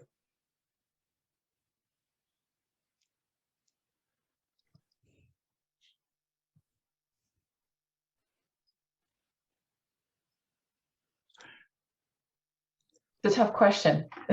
It is a tough question, eh? Yeah, the terminology, it's a really good point, because the way we talk about these risks, it does differ in different disciplines, and also depending on the intended use of the information as well. So, I remember having some conversations with individuals in the insurance industry, and they helped me to understand that their modeling around risk was more concerned with the system level changes and the system level behavior. And their modeling, because of the intended use, it didn't have to be specific to a given location to take action, like say do a fuel treatment or address a neighborhood fire smart program. And so the way it's communicated, I've found varies quite dramatically depending again on the discipline and then the intended use. So, and I think that can cause confusion. So if you're hearing from the insurance industry and their modeling and their assessments, the way that's being done and characterized, the terms that are being used sometimes don't, it doesn't work well at the local scale on the ground. And I think there's an opportunity to develop better public communication and education materials to help bridge those differences in how we talk about the risk. Thanks, Jen. Gus is shaking his head yes, so I think that he agrees with you. Maybe Gus, do you have anything to add, or should I go to the next question? Now, I would say in the next session, you have people from the insurance and reinsurance industry. That's a good question to ask them, but I'm completely agree with Jen. I mean, it's a question of linguistic and perception and so forth. So yeah, please go to the next question. Okay, so you guys, I think this is probably the last one. And so, I think anyone, you might all have some thoughts on this. What do you think are the largest uncertainties in modeling wildfire risk?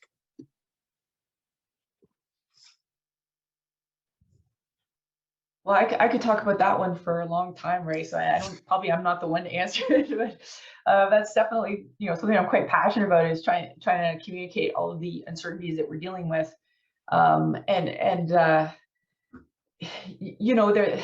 Where ignitions happen, the ignition process and the conditions under which major conflagrations happen, extreme winds, there's so much uncertainty around that part of that perfect storm I was talking about. So it can be dry, you can have areas where fire can transmit, you've got exposure, but where are you going to get the ignitions? And we can't predict that well at all. Aside from maybe having a lightning map from the night before, you're not going to predict where the ignitions are going to happen.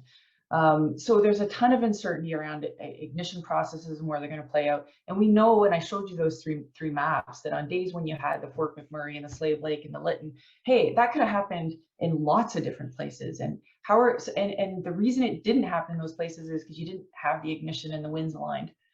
And it played out in Fort McMurray and Slave Lake and Lytton because you had ignitions and the wind aligned. And that's sort of the drum that I keep beating, that I don't think we're ever going to be able to get on top of that uncertainty. It's just a part of what we're dealing with. And that's why I say, well, what you're faced with then is contingency planning. Be prepared for the different wind directions and the different ignition locations, and take a look at what it's going to mean for the communities. Okay, anyone else want to comment? Again, it's a question of application. When you come to the community, yes, I mean, that's when you come to the insurance, I mean, again, you have Didier and Kim in the next session, but it's a measure of assessing the risk, because the point is it's still an insurable risk, let's put it this way. And if it is not, then it has some other consequences. So I think that's, for me, that's a part of the uncertainty. A large part of the uncertainty. The question is, can we manage it or not? And that's through the financial system. Well, all three of you, go ahead, Mike. Yeah, I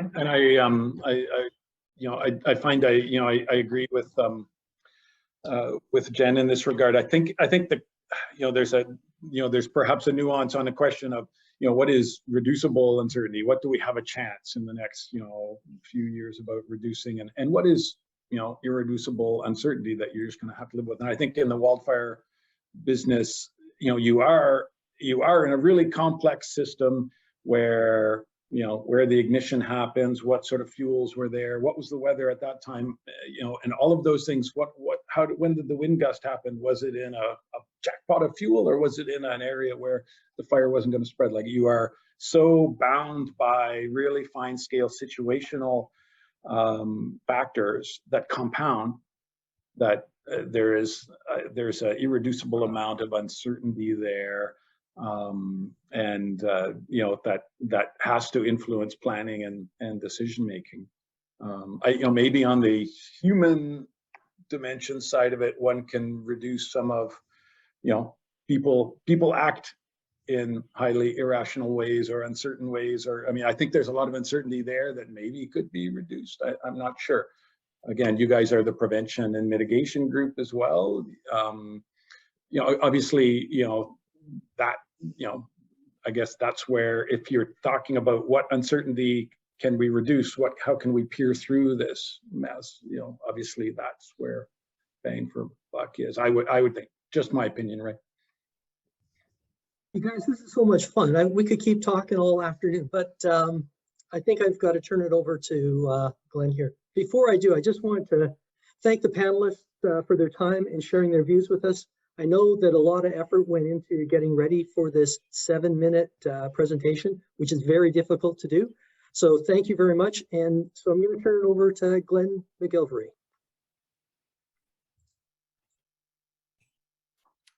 Thanks, Ray. I really appreciate it. Thanks, everybody, to all the presenters and panelists so far. The discussion has been fantastic. It's exactly what we were trying to get out when we organized this event. So thanks, everybody.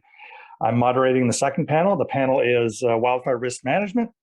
The session description is that in the session, end users of wildfire tools and data will discuss their views of the concept of wildfire risk and the tools and the data needs they have that will allow them to do their jobs better. So we're going to have a little chat here, no slides. I'm going to introduce the speakers one by one, starting off with Dennis Chua. Dennis is a Senior Vice President at Aon Reinsurance Solutions in Toronto. Take what he says with a grain of salt. He hasn't been there that long. It's only been 31 years that he's been at Aon. So anyway, I'll pass it over to Dennis. Thanks, Glenn. Good morning and good afternoon, everyone. Dennis from Aon here, and I'm excited to be part of this, the workshop. As part of the mantra that we practice here in CAT management, we like to advocate to educate, we like to evaluate and to help mitigate risk with the use of tools and insight. So since 2003, Kelowna produced a $200 million insured loss. And we just heard from 4 or 5 other speakers speaking about Fort Mcmurray in 2016. That loss to date is just shy of $4 billion. So wildfire in Canada in general, you can see it contributing a large sector of the overall world's boreal forest, 552 million of hectares. That's 28%. So for individuals like myself who doesn't understand what a hectare is, I translate that to about 1.8 billion American football fields. So that gives you the size and scope of what we're dealing with here. Again, I'm excited to be part of this panel. I'm here today not to just contribute, but to actually learn from the other experts as to what it is, wildfire, and how we can all help and contribute to the mitigation. So my view is through the lens of insurance and reinsurance. I'm here to participate. I'm happy to be part of it. So thank you, Glenn, for the invite. Thanks, Dennis. Appreciate it. Next up, we have Kim Court. Kim is Reinsurance and Exposure Analysis, Vice President of Reinsurance and Exposure Analysis at Northbridge Financial Corporation. Kim. Thanks, Glenn. I'm really pleased to be here today to speak about my view of wildfire risk, not only in the insured environment, but also in all the areas in Canada in which people live, work, learn, and grow. I do want to take a moment to say that any opinions expressed by me here today are my own and not necessarily a reflection of those of Northbridge Financial Corporation. Part of my role is to manage the property portfolio with a specific focus on natural perils, ensuring that the hazard risk is properly understood and to create balance in the overall book of business. As we've heard a lot here today, wildfire is among the most dynamic of the Canadian natural perils, as the amount of the hazard is dependent on so many variables. The previous wildfire season, snowpack accumulation over the winter, the rate of snow melt during the spring, ongoing temperature, drought, weather conditions, ignition sources, all inform the wildfire risk and exposure. We've also seen that the Canadian wildfire seasons are growing longer, and evidence shows that the frequency and severity of these fires is increasing also. Just last year, we saw about approximately 115% of the 10-year average number of fires burning in Canada, and those fires burned 160% of the average burned area. It's necessary for insurance companies to understand and communicate this growing risk to our customers, to our stakeholders, and our communities. I'd say one of the greatest challenges that my team faces is that we don't have necessarily timely and geographically consistent high-resolution data, whether it's fire footprints, building and protection information, damage reporting. All of this information takes different formats and different forms from province to province. During a wildfire event, my team and I will evaluate the fire footprint, analyzing the area at risk to determine which, if any, of our customers are within that area, and forecast the expected fire behavior at a very high level over the next few days. With this information, we can do several things, from notifying our customers about their immediate and potentially future risk and how they can protect their assets and mitigate damage, or to streamline the claims services we provide and make it as easy and painless as possible. Overall, I'm really pleased to be here today, and I'm proud to be part of a community looking for proactive solutions to mitigate wildfire risk and exposure and to keep Canadians safe through efforts like the ICLR-led and initiated Insurers Rebuild Stronger Homes. And I look forward to the meaningful discussions we're going to have here today. Thanks, Glenn. Thanks, Kim. And finally, we have Scott Murphy. Scott is National Fire Management Officer with Parks Canada. Scott? Thanks, Glenn. So wildfire is not an issue that we can effectively tackle independently and from within our own little silos, our own spheres of influence. And clear language and the common understanding of how we view wildfire risk is going to be important as we move towards a whole of society approach to collaboratively mitigating for wildfire risk. So to help highlight the challenge of language, even within my own organization, we use the term wildfire risk in a few different ways, at a few different scales to help characterize management issues and decisions that we are faced with. So at the courses level, we talk about the wildfire risk level of a particular national park on a scale from low to highest. And we manage sites all across the country, including those in coastal rainforests to the far north, where we see practically no fire activity and little human use or infrastructure. And we manage sites in parts of the country where there is relatively frequent fire activity and extensive human use and infrastructure, like some parts of the Boreal that Dennis mentioned, or the Rocky Mountains. So we use that assessment to determine where we staff positions like fire management specialists and fire crews, and where we house our firefighting equipment. And we recognize that there are some places that are particularly prone to wildfire, and that there are some places where the impacts of a wildfire would be significant. Another way that we think about wildfire risk is at the landscape scale. So that is more about how a fire is likely to spread across the landscape as a function of historical ignition sources and patterns, weather, topography, and the composition and arrangement of forests and grasslands. And you've seen some examples of that earlier today, so it's largely a GIS exercise that requires a significant amount of data and interpretation, and it reveals, hopefully, if there are areas within the park that are maybe more prone to fire than others, and predicts the intensity with which they burn. Lastly, we talk about wildfire risk in the context of communities and infrastructure. And we have to consider the potential for fire to spread up to or around or through a community, as well as the vulnerability of the community and infrastructure, which is partly a function of how and where they are constructed. So those are the different contexts in which we use the term wildfire risk. And so you have to be paying attention to how you use it and be clear on how you're using it. And yeah, just reflecting on some of the speakers that we've heard from today, it is interesting to think about how research programs and research priorities, as well as mitigation programs and priorities, might be influenced by the definition of fire risk that becomes accepted by society or by that agency.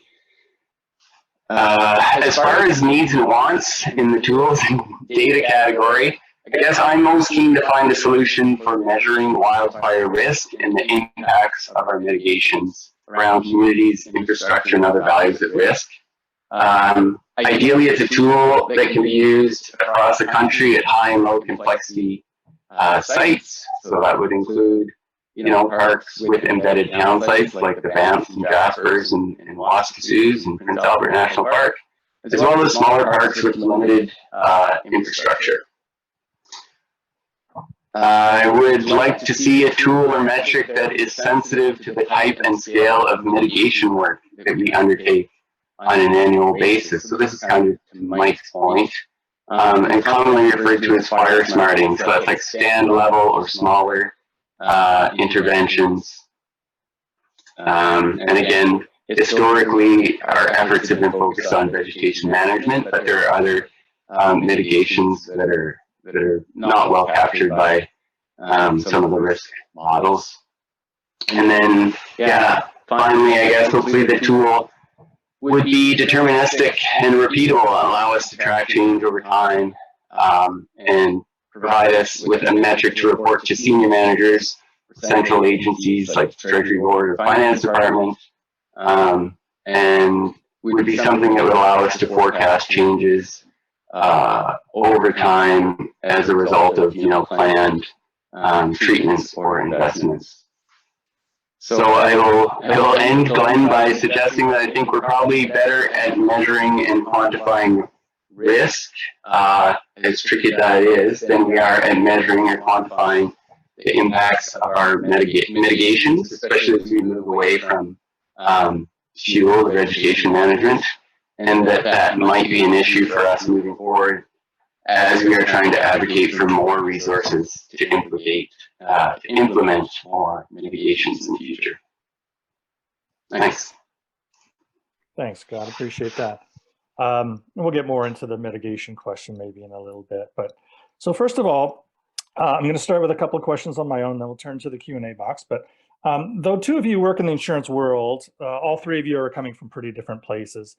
So when considering the jobs that you do, what do all three of you, quote unquote, care about when it comes to wildfire? What matters to you? What, the old, what keeps you up at night? And Dennis, if you care to respond on that, maybe you can also briefly explain what reinsurance is. Sure. What matters to me and what matters to the Aon philosophy is education. Us in reinsurance, we're here to assist individuals like Kim in finding solutions to help mitigate future losses for events that are very large. Most can sustain a substantial amount of loss, but you don't want to put your capital against that. So what reinsurance does is offer a solution to spread that risk among other stakeholders to cover that cost that you wish to what we call cede or pass to other individuals.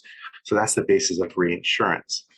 But asking that question of what we feel is important, a word or two, to us is education. And I'm definitely a strong believer in educating people first before you build a plan. You need to build this triangle or this trilogy that I call where you get the public involved, you get the government involved, and you get public sectors involved, including insurance, fire smart higher education professionals that we heard Jen and Mike speak about, individuals that can speak highly to it. But more importantly, you have to have some form of imagination as well, because not everything is something you just head over to Best Buy and purchase off the shelf and there's your solution. So the solution line is developed with three of us, four of us, whatever it takes, and collaboratively talking about it. But in essence, this is something that has been proven in the insurance industry. Think back of what happened with the flood. There was no product for water in Canada. And post 2013, 3 years later, the first product came out because we evolved and we adapt to it. And that's a sign of resilience. This is the same thing that has happened with wildfire in 2016. We've had one in 2003, we had it in 2011 with Slave Lake, and obviously 16 with Fort Mac. We just spent a few minutes hearing Agus speak about the RMS product, and that has evolved in less than 18 months ago, where they released a probabilistic model in Canada. So this is a sign of us evolving, but more towards us educating people through product. And the way to do that is, it's not just good enough to have a product. If it's not interpreted correctly and the assumptions and observations are not understood, that also becomes a problem, again, leading towards the word education. That is, we need to get people to understand the syllabus and the nomenclature of how we speak. And I think collectively we can come up with a solution. Thanks, Dennis. Kim, any thoughts? What do you care about, quote unquote, when it comes to wildfire? Sure. Of course, my perspective is going to be a little bit different from Dennis because we're coming at it from more of a primary angle. So when considering the primary insurance perspective, what we're really interested in, it kind of falls into two categories with some overlap. We want to know where, and we want to know what. So the where can be where are our policies, where are our insured locations, where is the fire, where is the WUI, and where is the wildland urban interface happening for a specific fire. But we also want to understand what the building mix, what the building inventory looks like in those areas that could be affected by wildfire. We're looking at overall wildfire danger that we've spoken about a lot today. What are the overall risks? What's the weather like in a specific area? What are our ignition sources?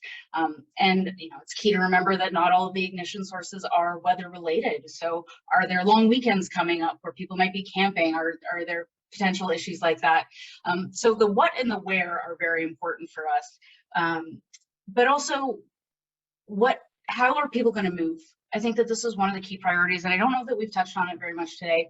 One of the things that I will look at most closely is ingress and egress routes, because should there be a catastrophic event, should there be a fire, are people able to evacuate? Are people in an area, are they able to get to safety in various ways? Because there can be communities that aren't directly impacted by a burning fire, but their ingress and egress routes may be closed out, and that's something that we need to consider. We need to make sure that we're keeping people safe. Scott, any thoughts? You kind of touched on it already, but yeah, I guess so. From the Parks Canada perspective, I guess we're charged with preserving and protecting all these wonderful natural and cultural resources across the country, and Lynn touched on it earlier. Some of these natural resources actually rely on wildfire as an ecological process, and some of these other resources, natural and cultural, are at risk of being impacted by wildfire. So I guess one of the things about fire for us is this balancing act, and having to care about that balance between the positives and negatives, I guess, of wildfire.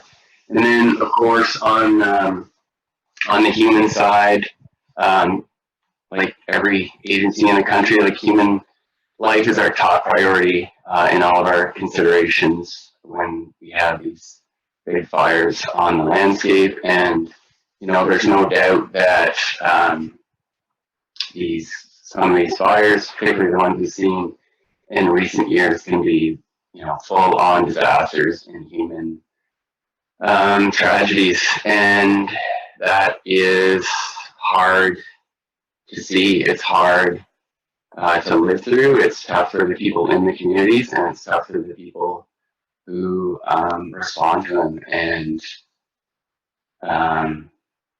these events can have long-lasting impacts in the communities for the people who live through them, and again, the people who respond to them. So, the idea that there might be little things that we can do in advance that would potentially make the difference in somebody's life is something worth putting some thought and energy into. thank you. So we've been batting around a lot of terms today, and one of the 2 or 3 most common terms that are coming out today is, of course, the idea of wildfire risk, why we're here today. Wildfire exposure is another term. And Scott, you actually kind of mentioned this in our meeting the other day, danger, wildfire danger. All these things mean something different. How are they different? How do you view the difference between risk, exposure, and perhaps even danger? And when we talk about danger, we talk about things like the daily wildfire danger maps and things of that nature. So anybody want to take a stab at that? Sure, I can jump off and everybody can comment thereafter. I think it's been mentioned a few times. I know Lynn mentioned it. I know Bruce mentioned it. We all use this common vernacular, and it means something a little bit different to everybody. So, I mean, for insurance, when we say exposure, what we're talking about is specifically this value at risk. Are there locations? Are there policies?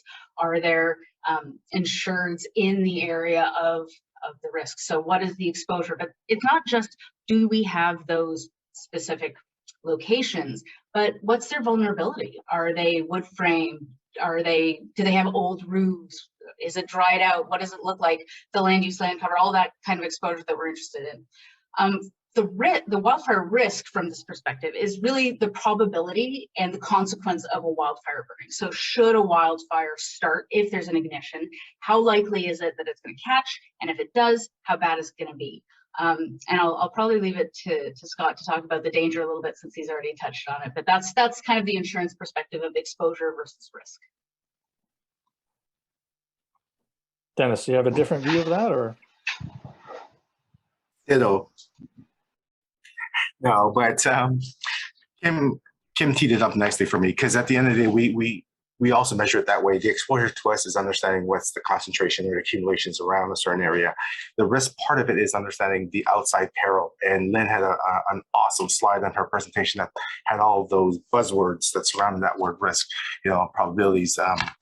And all that should be taken into consideration, because this wildfire is very dynamic and it can change day to day, hour to hour, which is why that education piece is so important. Because when you look into the BC Wildfire Services, they update their maps twice a day for fire perimeter, for evac, and alerts and orders. That's important.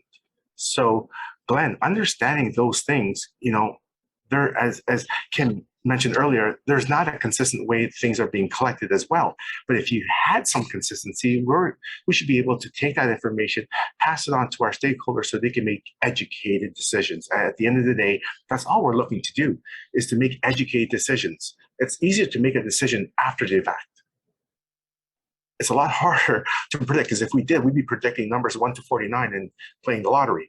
So in this case, we are looking at it and saying, if this scenario takes place, and we use risk models to help assess that. But at the end of the day, having boots on the ground, and that is the fire service is telling us where it's heading towards and what's the wind doing and all that, that's exactly the type of information we need. And to go back to that, and that is exactly what risk is to do. It is the part that sort of encompasses the surrounding nucleus of the exposure. We need to know what's around that. Scott, any thoughts? I know in our meeting, you were the one that mentioned the danger portion of it as well, something we haven't talked a lot about today.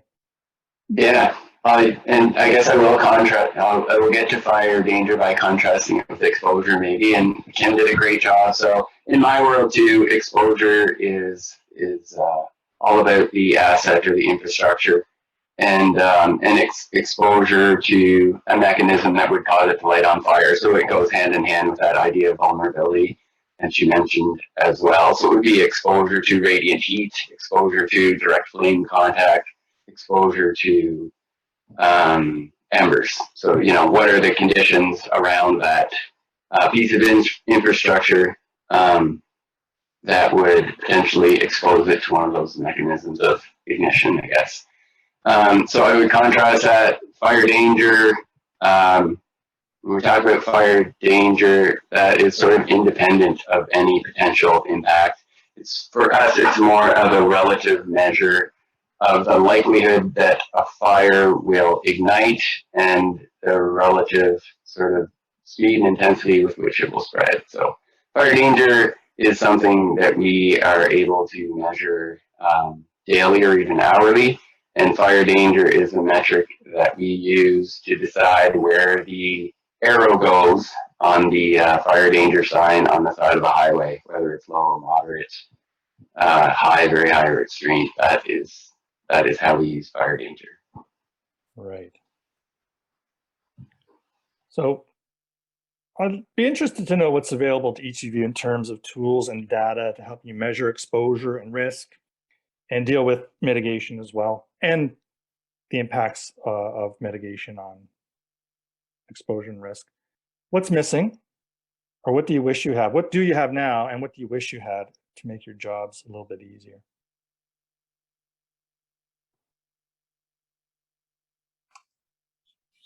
I can chime in on this one real quick and then get Kim and Scott to jump in. We just heard the RMS view of that, and Auguste did a great job at showing you all the different characteristics of a risk model, but please understand what he showed you is literally one page of probably 1,000 pages of what went in there. It's pretty high level because I've seen it. But that is just one tool. The other perspective, and I touched upon it earlier, is to identify concentration accumulations, because knowing where your risks are gives you an idea of how to mitigate future things. So I'm talking on the insurance and reinsurance lens here. So one of the things that we proactively do, and Jen spoke about this perfectly, she mentioned it and she called it scenario planning. And I think it's very good to understand what that is what is that scenario? What is the potential claims, or what is the potential losses that can happen or incur from this event? So what we try to do is be proactive. Again, I mentioned about the Canadian wildfire, BC Wildfire Services. Here at Aon, we look at that and monitor that, and we've implemented that feed into our platform, web-based platform, to allow our clients to actually view their exposure in real time with events happening. That gives them a sense of what is happening, what could be the forecast based on what the BC Wildfire Services is submitting, and it gives their claims people and / adjusters heads up in what's going on. Because in homeowner policies in Canada, remind yourselves that additional living expenses helps cover for mass evacuations. So when an alert becomes an order, that is a civil authority, and insurance policies, your ALE, additional living expenses, will pay up to a certain amount for you to leave your property. Thereafter, there are cap limits, so you might want to look at your policy restrictions in that regard, but nonetheless, it is covered. And this is a very good heads up for primary insurance companies to know that this event is happening. What are my so-called risks at risk? And therefore, you can plan ahead and say, oh, we have 1,000 policies here. We have 500 policies with a mass evacuation of $500. We need to mobilize our units out there and, and treat our policyholders with the best, with the best arms in terms of how do we get money to them? Because Kim talked about the egress and ingress. That's important. If you can't get them out, you need to figure out where can they go.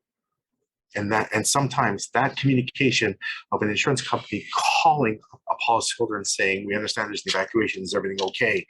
And you can start the process of healing a little earlier and remove some of the anxiety. So again, that's just an example of trying to be proactive using a web-based product that's tethered into the BC Wildfire Services. Yeah, and I think Dennis has really highlighted the need to have a good understanding. Like each insurance company needs to have a very good understanding of their own data. So I'd say what do I need? What do I use as to evaluate wildfire risk? Obviously, we're looking at our own data, and we have, I think we've referenced already GIS, so it's graphical information systems. So it's a mapping software that allows us to pinpoint where everything is, so we know where things are. From that, we can use. There's these CAT weather aggregators, so it's analytical services, weather forecasting, potential ignition sources, things like that. So PCS does this, Cat IQ does this. We get regular data feeds from them that help inform our view of risk. Truly, what insurance does is gather all of these different sources and evaluates them and aggregates them and determines what our view of risk is, and that's going to look different for every insurance company. So we use things like Cat IQ to inform what they think that the footprint might look like. We're also looking at weather aggregators to say, okay, well, the wind's blowing in this direction. And as everybody knows on this call, I'm sure, like wildfire breeds its own weather system. So while we can't necessarily predict what's going to happen, we can look at these scenarios, these discrete events in the past and say, well, this happened in this case, and there are similar scenarios in play here. So let's role play like this is what's going to happen today.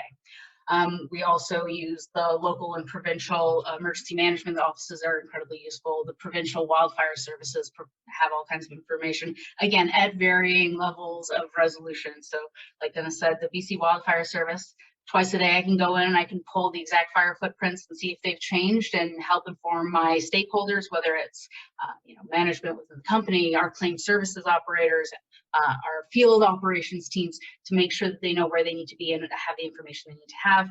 We push that information out to our customers, to our stakeholders, to say, hey, there's a wildfire on the way, you're in a possible evacuation area, make sure you have your policy number, call us when you need to, and that's very useful to them. Yeah, we also, things like Red Cross and Alert Ready are so very useful. We really promote the use of those for each individual, but we also use them for ourselves to have an estimate of what the individual in an area like that might be going through. So it's not just one thing. And of course, I should mention, we use all of the tools that the whole science panel was talking about. So whether it's catastrophe modeling or the different services discussed there, all of those are available to us and we use them all. It sounds like quite a challenge, though, to cobble together information from various sources, and not every insurance company is going to have the resources to be able to do that. So it's Exactly. nice to be able to consolidate some of these things into tools. Mhm. Scott, any thoughts? Yeah, for us, I guess the big ones are, in terms of data inputs, are that fuel inventory. So a lot of our stuff, going back to what Mike was saying, a lot of history is tied to fire behavior and being able to predict fire behavior. And so a lot of the data and tools that were developed for fire behavior prediction are also the ones that we use for fire risk. So like fuel inventory is one that we're really keen on having up to the date and as fine a resolution as possible, and that seems to be improving every year, like the coverage across the country and the resolution. It's incredible what the technology can deliver these days. Values at risk is a tricky one, or can be a tricky one. For us in Parks Canada, I mean, we're blessed in some ways because we are the agency responsible for wildfire management on that land base, but we are also, the administrator of that land base in many other ways. And so we have relatively good access to values at risk records and a good sense of what is where. Not every provincial agency is going to be sort of blessed with that. There can be struggles internally even to communicate with each other and know what is out there. So that's a tricky one. And then as far as the risk stuff in the data, again, the missing piece for me is what is the effect or impacts of the mitigations that we're taking out there. And yeah, an interesting question is, sometimes we view these mitigations as a one and done, like we're going to go out there and we're going to do X on Y piece of land and, stamp it, problem solved. But a lot of these mitigations, or I guess this is the question, what is the expiry date on these mitigations? And, does it come in at a certain level and wane over time? And, what's the rate of change? And at what point does that mitigation cease to be effective and whatnot?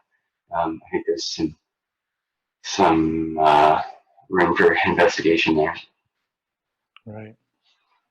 What I'm going to do right now, I'm going to depart from my questions. I'm going to move over to the Q&A box. And unfortunately, we have one attendee who's been beating his head against the wall for almost 3 decades. So that's never a good thing.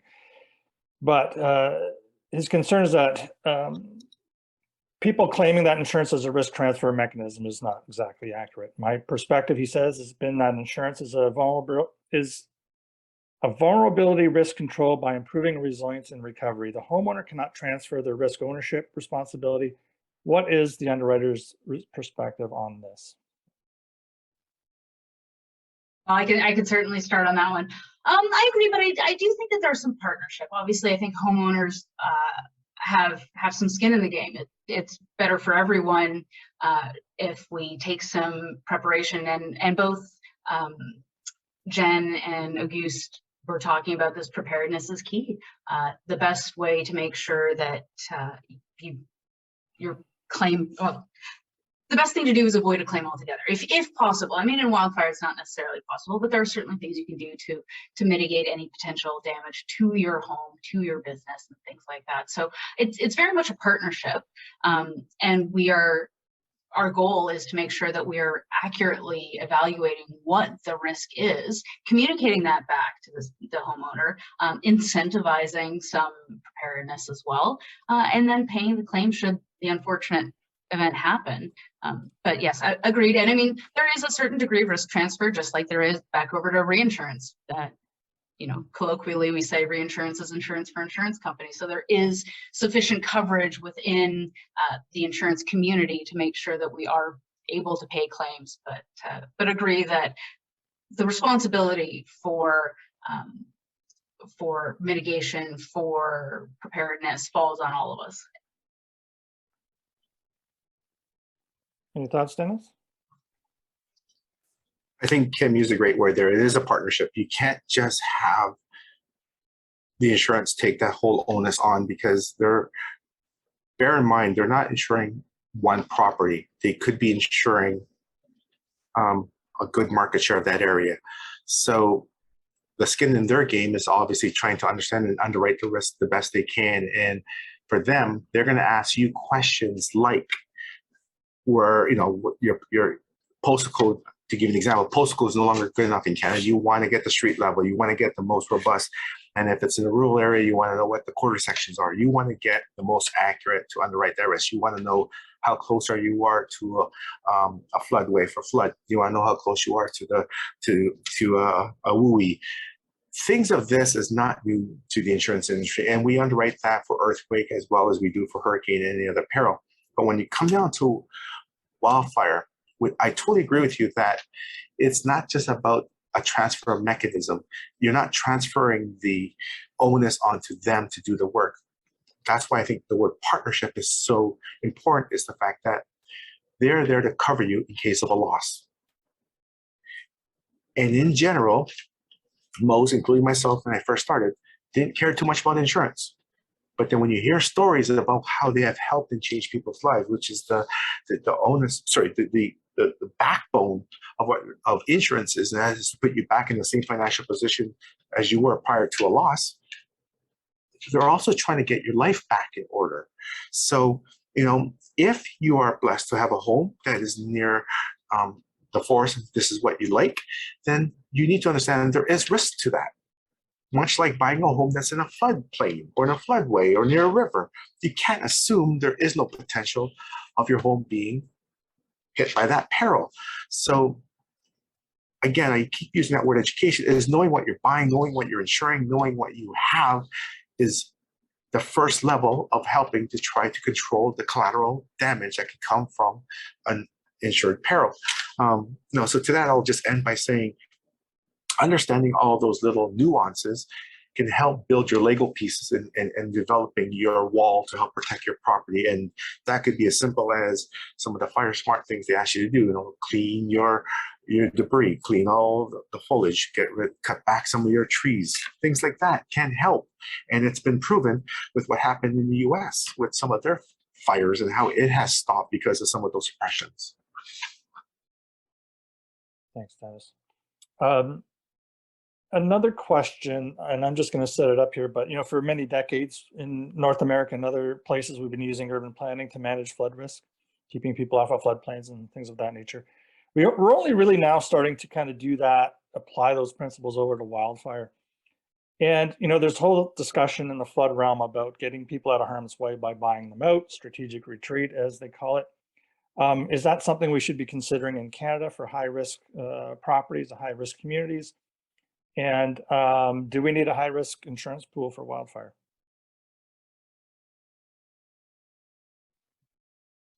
Those are really interesting ideas. I mean, high-risk pools are something that is discussed for all kinds of different perils, whether it's flood or wildfire or earthquake or any of those, and whether there's the ability to create some kind of federal backstop to help support the industry through things like that. So I think that's certainly an interesting topic for conversation, and probably a whole other panel one time.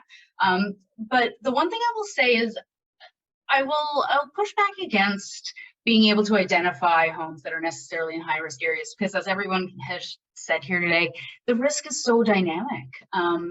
When you look at where is high risk in April versus where is high risk in August, you're going to have two totally different areas in Canada. So it's difficult to discourage buying in those areas. And I think that that's where all of the education and the communication is key, to say, hey, listen, this is an area that is prone to wildfire and you need to be aware of that going in. Go in with your eyes open, certainly.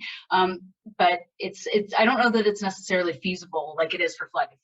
If you're below a certain level, a certain elevation, the topography is such that it's likely to flood. That's something that's a little bit more predictable than where a wildfire is going to happen. Any thoughts, Dennis? Definitely concur to that, because the word uncertainty is very large in there. Weather being an active player and being making it dynamic, I think we need to all understand, how are you ever going to prove that that is high risk, because it's the closest?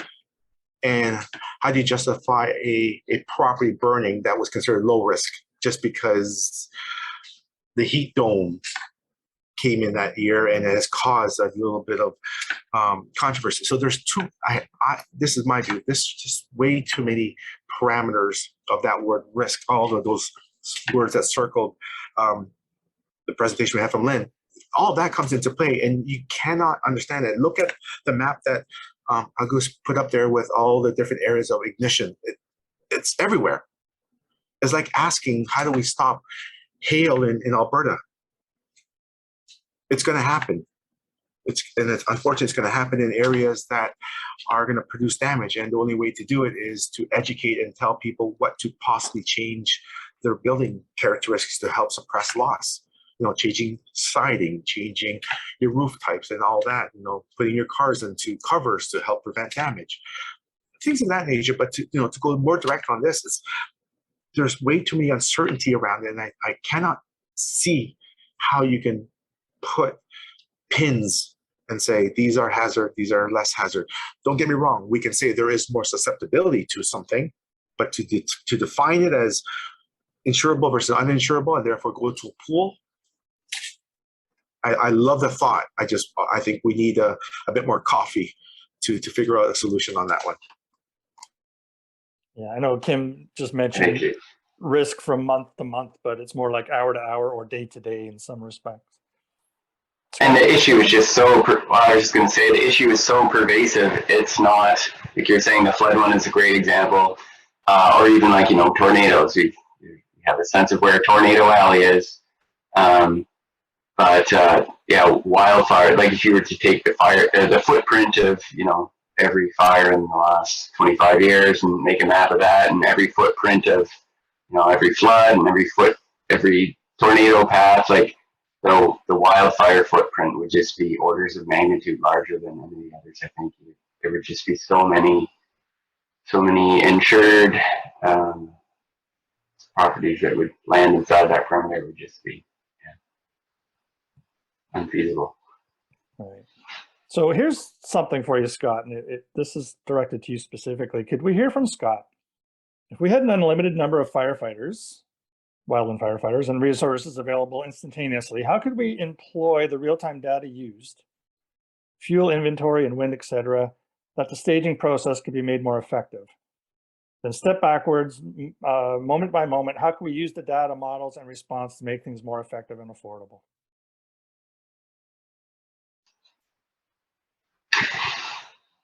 Yeah, I'm not sure that I'm the right guy for this question. There's probably an earlier panelist that could handle that one for sure. I guess I would just offer that that more firefighters is not necessarily the solution. It's probably not the solution, and there will always be fires that, for a variety of reasons, are going to get big very fast, whether it's due to the weather conditions, that alignment that Jen, I think, spoke of earlier, about ignition and wind. If that's ignition and wind on a steep slope, that fire goes from 0 to 100, like right now. And it's just not a safe place to put firefighters. And there's not always a safe place to put firefighters or any our firefighting resources. The one we often hear about are air tankers. You know, can we buy more air tankers? What if there were more air tankers? They are an amazing tool, but there's not a silver bullet. There's lots of conditions that they're not able to fly in. So I guess that's my way of trying to like eke out of this question. There are people who do, you know, tackle this resource allocation type stuff, and but I'm not your man, unfortunately. Thanks, I appreciate it though. Let's just wrap it up with a really quick question. Any experience with the CCFM climate change vulnerability assessment? I assume that's the Canadian Council of Forest Ministers. Is this a helpful initiative for clients or communities to undertake?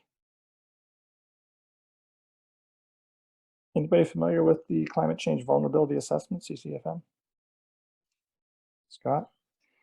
Or more broadly, how are your organizations preparing for the increased impacts of climate change on the peril of wildfire? We got about a minute left. Anybody want to tackle that one? Sure, I'll jump in super quickly. Yes, we have some familiarity with it. Of course, I think any access to more information is useful, and determining how communities are using this and how they're protecting themselves or where their vulnerabilities are, I think is key to forming a better view. How are we preparing for the future for this? I mean, I think that we need to understand where the gaps are right now, and whether it's gaps in knowledge or gaps in communication, we need to start addressing those. And there are several great initiatives that are currently in the works. We need to encourage protection instead of just mitigation, and that's got to happen at all levels. For new construction, we want to make sure that they're being built with green or resistant materials. For renovations, let's make sure we're putting in mitigations that could potentially save structures. And then post-event, let's build back better. And I think that that's how we move the needle on being proactive for perils like wildfire. Well, I think we're going to have to leave it at that. Thank you all three. It was really fascinating, and it really ties into everything else beautifully. I'm not sure if Calvin wants to jump in here, but we're going to take a 15-minute break now, I believe, at this point. So Calvin, if that's okay, we'll go on to the break, and we'll see everybody back here shortly. Thanks again, everybody. We're going to move on to our next panel that's focusing primarily on risk analysis tools, and I'll turn it over to Kelsey Winter to be the moderator for that session. Kelsey? Thanks, Calvin. So welcome to our third and final panel for the workshop. I hope you enjoyed your break and maybe have a little bit of brain matter left for this group. It's been quite the workshop so far. So we're going to cover the tools that are currently in existence, are in development, or are needed to assist practitioners, risk managers, and others to be able to measure and respond to wildland fire risk. My name is Kelsey Winter. I'm the chair of the BC Fire Smart Committee, and I'll be moderating. So each panelist will give you a brief presentation on their specific topic area, and then at the end of the presentation, we'll open it up to questions. If you have a question for the panel, enter it in the Q&A box below. And if it is for a specific panelist, please include the name in your entry. And as Ray suggested, I'm going to keep the introductions of the panelists really brief. Their full bios are online. We just want to save as much time as possible for discussion. So without further ado, first panelist is Bruce Blackwell. Bruce has more than 33 years experience in forestry and wildfire, and recently completed a wildfire risk analysis of the BC hydroelectrical system. So that's what the work that he's going to be sharing with us today. Over to you, Bruce. Thanks, Kelsey. Good afternoon, everyone. Just let me set things up here.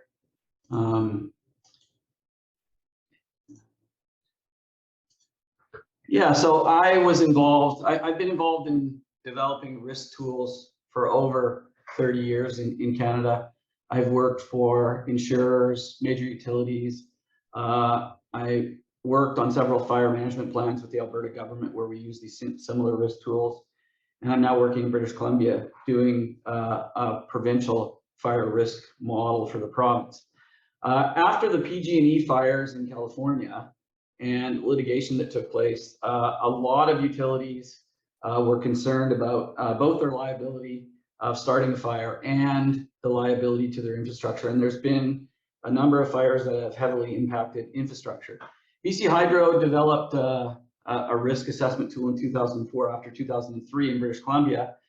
And that model was one we developed. And back in 2019, they asked us to come back and update the model and look at the risk in British Columbia. So this is a brief presentation of some of the work that we did for BC Hydro. This is used both in their construction and maintenance group and in their vegetation management group.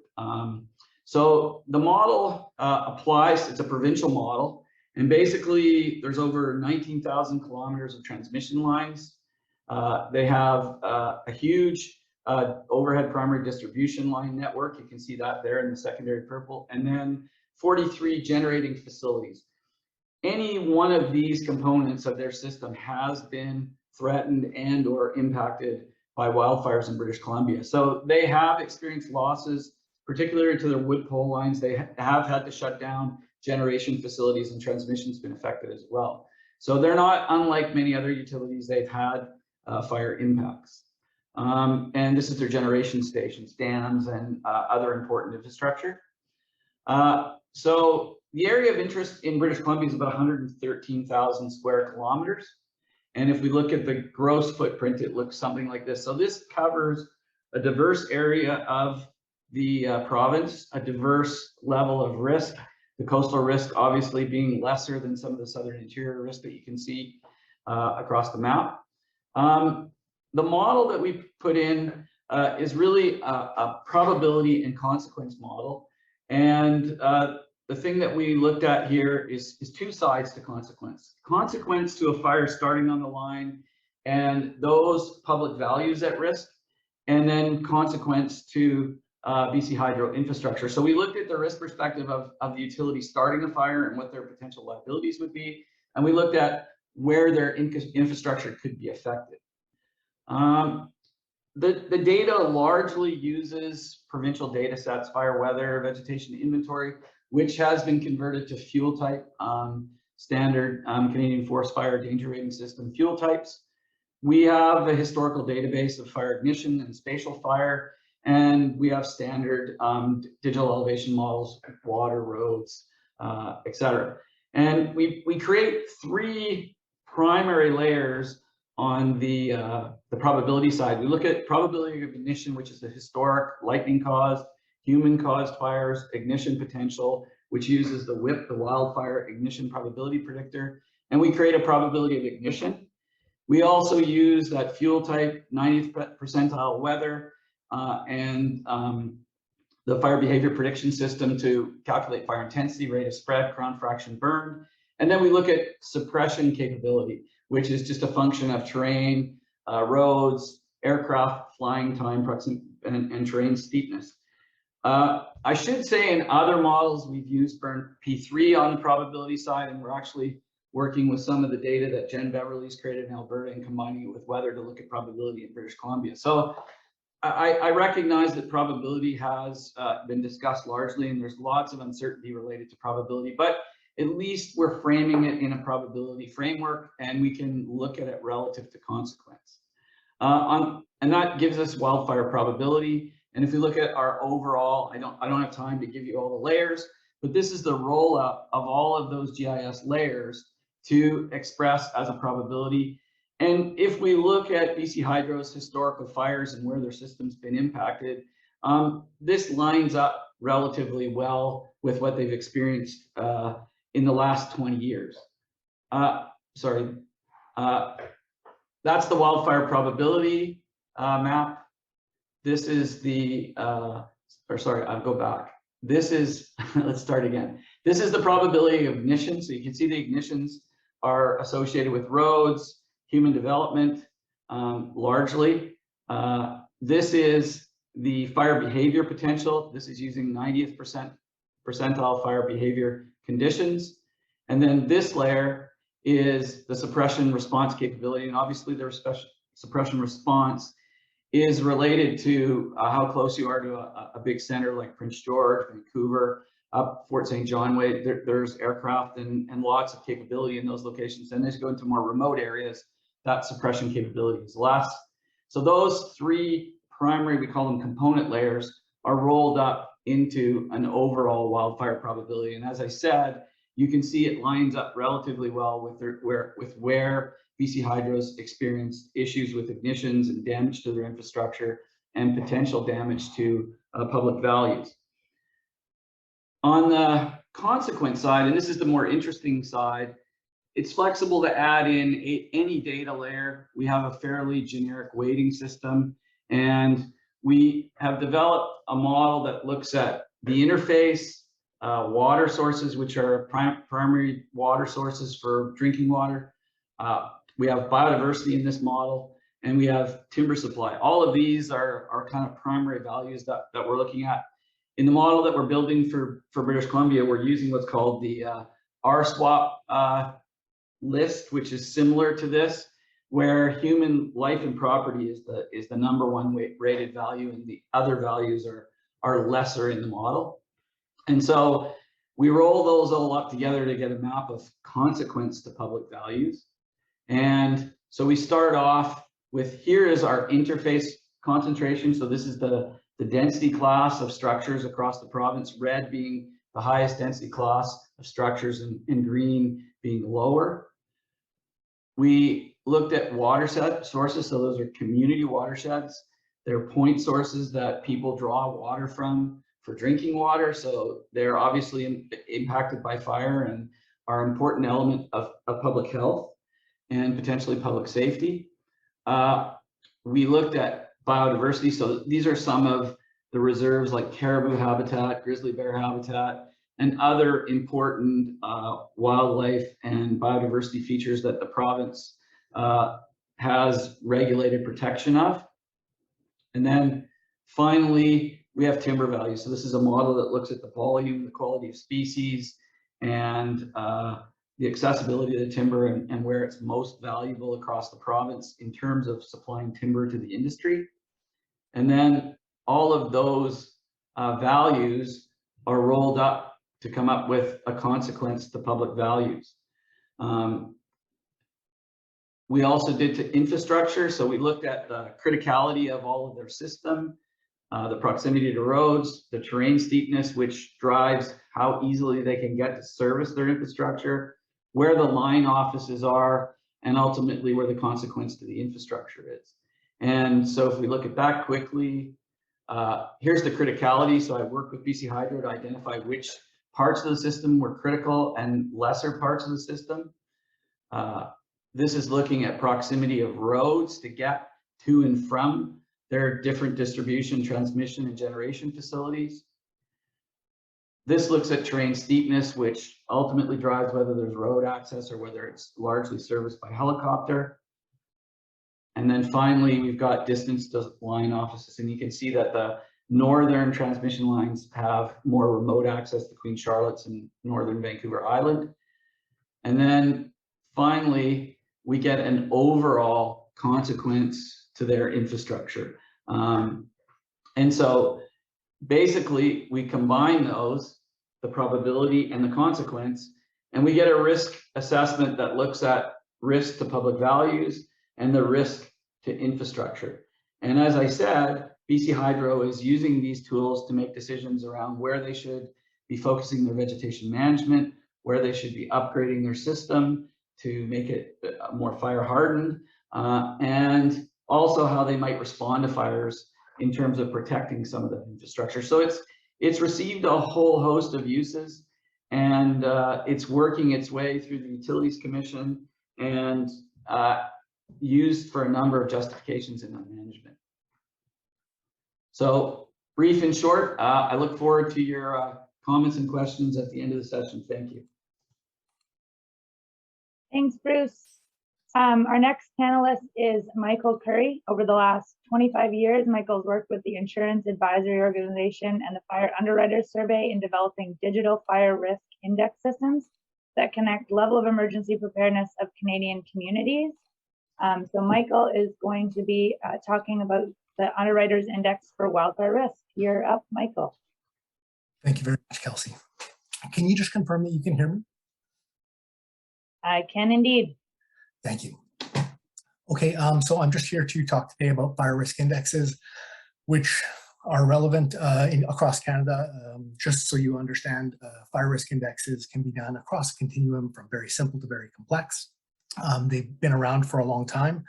When we think of very simple risk indexes, these are ones that can apply to a large area, whereas complex risk indexes are often more applicable to specific buildings. So when we look at how we do fire risk indexing in Canada with respect to the insurance industry, more than 100 years ago, there was a very volatile situation with respect to conflagration fire events happening across Canadian communities and American communities. And the insurance industry formed associations to create these fire risk indexes. The index itself is it includes a relative fire risk score for each community in Canada, which takes into account the level of fire risk in the built environment and the adequacy of controls for that risk level. The index creates a really important feedback system between the insurers and local governments, which has resulted in a reduction of catastrophic structure fire conflagrations for fires that start inside of communities.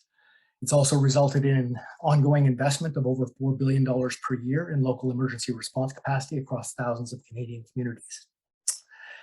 Part of the process of indexing fire risk is a standard community fire risk assessment has been created. A process for that has been created, and that is conducted for all Canadian communities periodically. More recently, NFPA has published a standard for community risk reduction and risk assessment, and it's becoming a best practice across Canada and the United States. In fact, the IAFC is having a conference later this month in Toronto on community risk reduction. The 5 foundational elements identified for community risk reduction planning are enforcement, engineering, emergency response, education, and economic incentives. And that's really the point that I'm going to be talking about with respect to fire risk indexes, is that fire risk indexes are a form of economic incentive. One of the reasons that we have fire risk indexes is because we need economic incentives. They're vital feedback loops that connect risk with risk controls. For many individuals and organizations like cities or municipalities, managing the risk for the sake of safety is not necessarily an adequate incentive.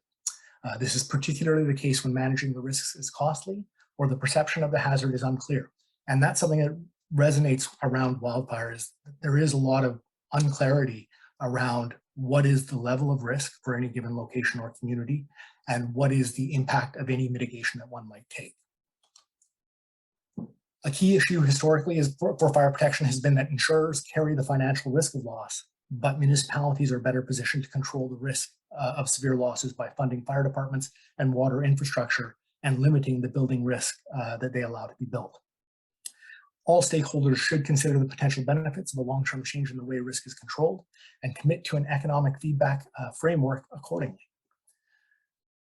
What we found is that funding for disaster mitigation often happens reactively after a major disaster, and all too often it's left incomplete when the next major disaster captures the headlines. It's important to connect the level of risk with economic incentives that are adequate to achieve a reasonable standard of risk control. Furthermore, a regular system of remeasuring and reporting on changing risk level is important, as both the built environment and the fuel's exposure are continuously changing. Insurers regularly use financial incentives to encourage safe behaviors for many types of insurance. Examples include auto insurance pricing that's relative to driver safety and their history, life insurance that's relative to an individual's health, whether or not they smoke, and property insurance in terms of the level of protection that exists, whether or not they have a fire department or water infrastructure. The positive economic feedback loop between insurers who carry the risk and local governments who can take action to control the risk is key to long-term successful mitigation of any significant peril. The economic feedback loop that's created by Canadian insurers provides ongoing incentives for local governments to manage the risk effectively and maintain preparations for effective responses, even though they're extremely expensive. Wildfire risk is highly complex, and the NRC, through Dr. Benishu et al., has done a wonderful job of bringing great research information together into a national cohesive guideline for measuring and controlling risk in the wildland urban interface. The NRC WUI guide provides a standardized wildfire hazard map of Canada that's already being considered for upgrades and possible inclusion as a future building code reference, which would assist with the design requirements for new structures being built in the future. The NRC WUI guide also provides a standardized approach for quantifying exposure severity to fuels, which is largely based on the FireSmart wildfire exposure assessment method. But it also provides two variations, a slightly simpler and a slightly more complex variation. The WUI guide also provides a wildfire risk matrix that cross-references the hazard severity and the exposure severity into a basic risk value, which can be used for any location in Canada, and it forms the underlying logical reasoning to determine whether or not mitigation of wildfire risk is necessary at any location. Following the methods and practices described in the NRC WUI guide and cross-referencing the layers in the existing fire risk indexes, a new WUI fire risk index has been created to begin to connect insurers with local WUI risk. It will be important going forward to quantify the level of impact of risk controls, as well as to encourage the updating of fuels maps to improve the accuracy of the new index. Dr. Beverly and her colleagues have made tremendous strides on predicting wildland fire risk. However, in 2021, after the Lytton fire, she noted in an article published in The Conversation that the wildfire risk situation in Canada has abruptly shifted to a new state of risk severity. In this article, she notes that it may be more important at this stage to focus on preparing for response when disasters happen. The NRC WUI guide provides methods for assessing hazard and exposure. However, it remains somewhat unclear the relative importance of each possible risk control or combination thereof. When we think of a given risk that has a high hazard and a high exposure with respect to the WUI risk, what mitigations might actually have an impact on that risk? They're pretty well described by FireSmart and the NRC WUI guide. However, the quantification of that is not always very clear.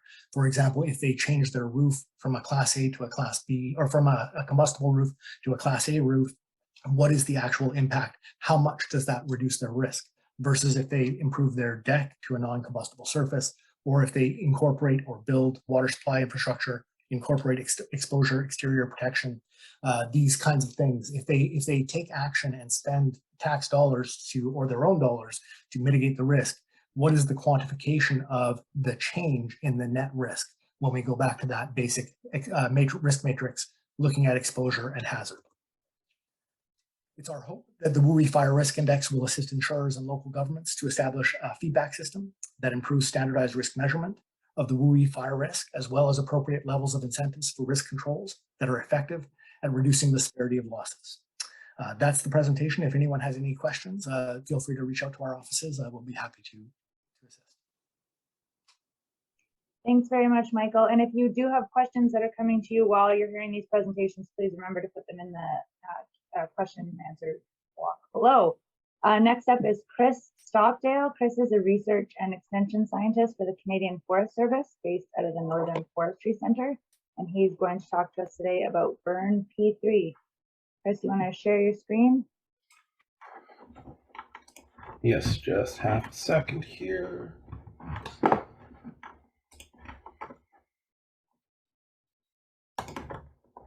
Let me just move a couple of things out of the way. There we go. I hope that you're seeing the presentation itself. We are. And suddenly, oh, hang on. There we go. Got to start the show and then I'll see my notes. Okay. Two things to bear in mind. One, I am suffering extreme spring hay fever right now. So excuse me if I'm really sniffly or I break out in a sneezing fit in the middle of this talk. And secondly, only having 7 minutes to get through this is a challenge. So I've got to stay on task here and just bear with me and we will see what we can cram into this space here. Burn P3, the fundamental underpinning of the model is a deterministic fire growth model coupled with probabilistic components. The deterministic fire growth model is built upon the CFF-DRS, the Canadian Forest Fire Danger Rating System, using the FBP system and the FWI system, and until this point in time has relied exclusively on the Prometheus fire growth engine. It's essentially a batch processor for the Prometheus fire growth model. All Burn P3 is doing is giving instructions to Prometheus as to what to do, and then the fire growth model itself then begins to grow the fires in this deterministic fashion. The probabilistic components are the number of fires that it's going to ignite, the cause and season of those fires, where the fires are going to start, how long they should burn, and what the weather is.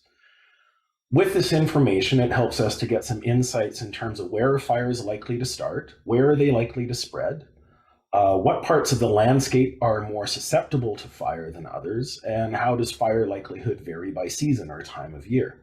There are many other outputs come out of the model too that we'll get into in a little bit here, but what you can see playing in the background is essentially just a simulation of a Burn P3 run that we ran in Banff National Park.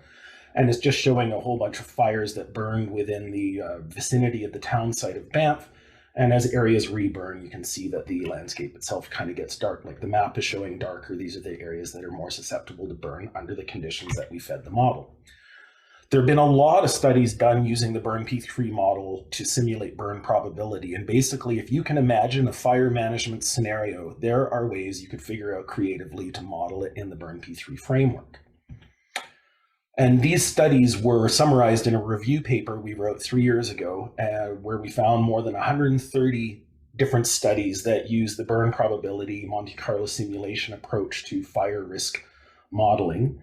Most of these were using the Burn P3 model itself, but there are other burn probability models that do similar things. There's also, we don't even know how many applied studies that have not been published using the Burn P3 model and other burn probability frameworks. The basic process of the model is as such, and that is that we're going to go down this row by row and left to right. So the first thing that you do is you need to give the burn probability model a number of fires to start in a given iteration. Then for each one of those fires, it needs to determine the season and the cause of the fire, how many days the fire is going to grow for, where it starts, and then for each one of those days of burning within each fire, it needs to determine what the fire weather is it is going to use, how many hours it's going to burn. And then with all of that information for each event, it then simulates that fire. And then the model wipes the fuel grid clean, resets it to its original condition, and repeats itself for the number of iterations that the user specifies. The burn probability modeling framework, though, I would like to change your mind about seeing it as a singular input, wait for the output, and that is the only thing you use. The entire process of running Burn P3 in itself should be a participatory process using the best research available and ensuring that the managers on the land understand, like the landscape in question, understand the limitations and all of the various assumptions that are going into the model. All I'm showing in the background here are all the various inputs that need to be created for the model. And the inputs I want to get you to start thinking of as themselves are outputs. They are the result of research that you need to do to understand the distribution of fires on your landscape. Where are they most likely to start? What are the weather conditions that are driving the big fires? When do they burn? What are the weather conditions? And when you start to go through all of these things, you need to then also consider what limitations and what choices do you make in terms of the input data you create that may then limit your ability to interpret the outputs out of the end of the model. So the data preparation side is, as has been already kind of talked about, is what should these input distributions be based upon? In the classical usage of the Burn P3 model, which is kind of its first 10 years of existence from 2005 until the mid-teens, and even some people still using it today, essentially what they've been trying to do is replicate the fire regime and then determine the annual burn probability, and that's pretty much where the analysis stopped. But in the last several years, 6 to 7 years, we've been really exclusively using this in what I would call a scenario mode, where you can test all the sensitivities of the inputs. You can change weather distributions. You can change the ignition locations. You can change spread event days. You can change any component within the model to examine the susceptibility, the sensitivity of the model to these changes. So, you can model just fires of a particular intensity. You can put climate change impacts into it and change your weather stream. You can look at effects of fuel treatments or alternate vegetation states. Of course, with the caveat of what can we do within the FPP system itself. You can model suppression activity where you would be changing the ignition probability surfaces of the landscape. You can look at all sorts of different things within the model.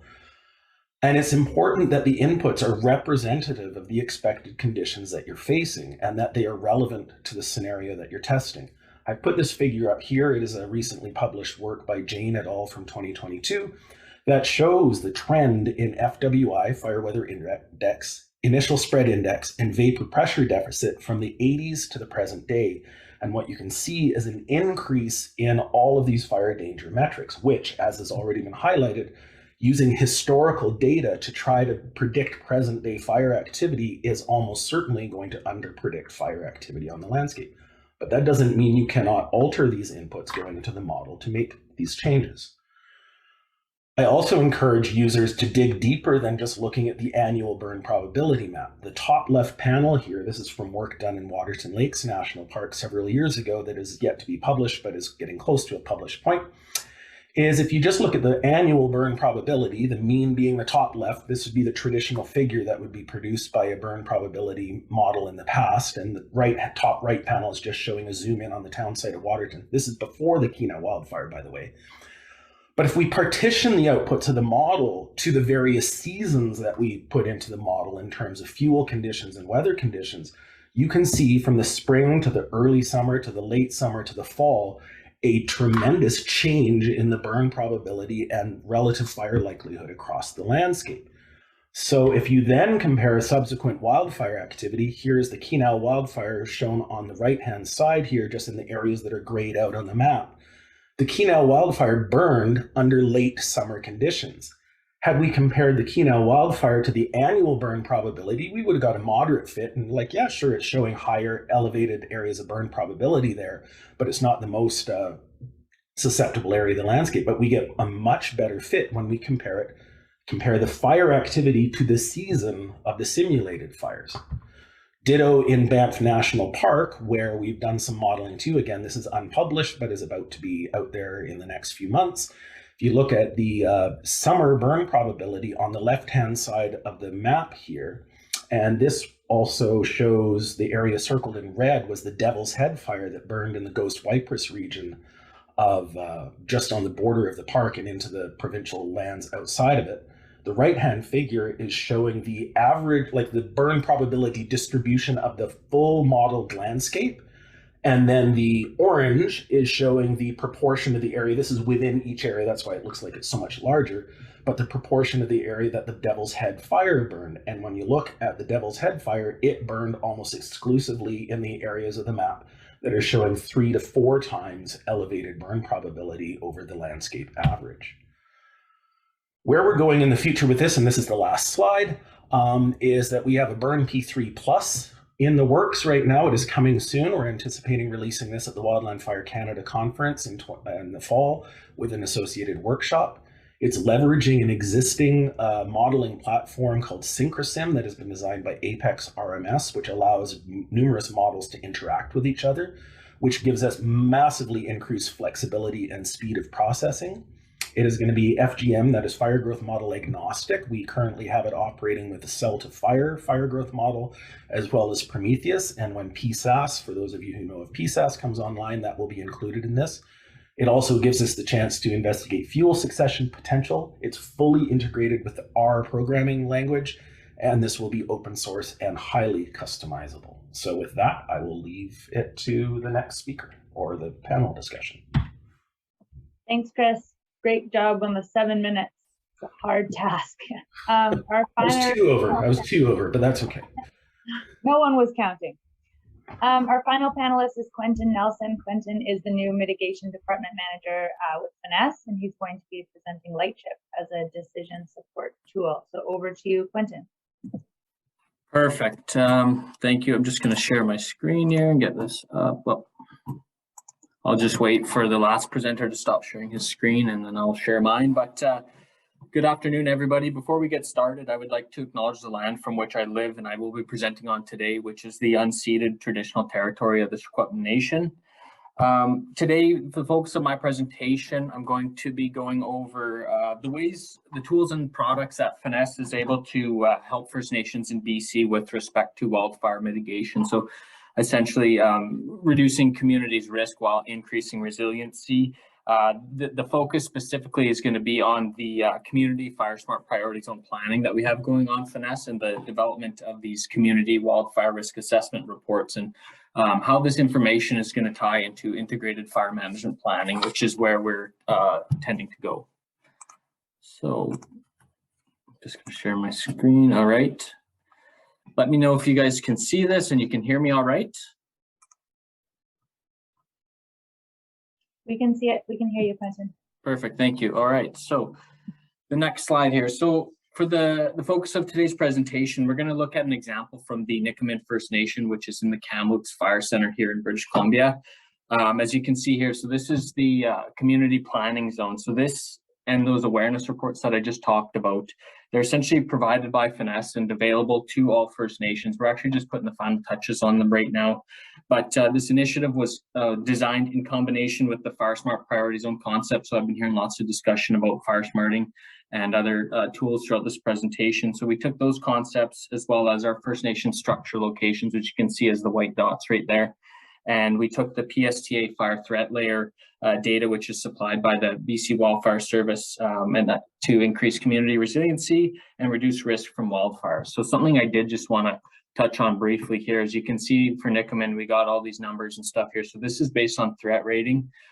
With this, we're able to collect, based on these priority zones, how much threat of, in this case, high to extreme for Nikamin are in hectares require treatment. And so this will help to give us a better sense of the amount of work that's going to be done for reserves. In BC, we have over 203 First Nation communities, but with that, we have like 1,700 reserves, each with different structures on it and different requirements. So we need to get a snapshot of how we're going to be able to provide these services to our nation on a provincial level. And so the awareness reports, which I can touch on later, is the idea is to provide these nations with a sense of their wildfire risk and their threat.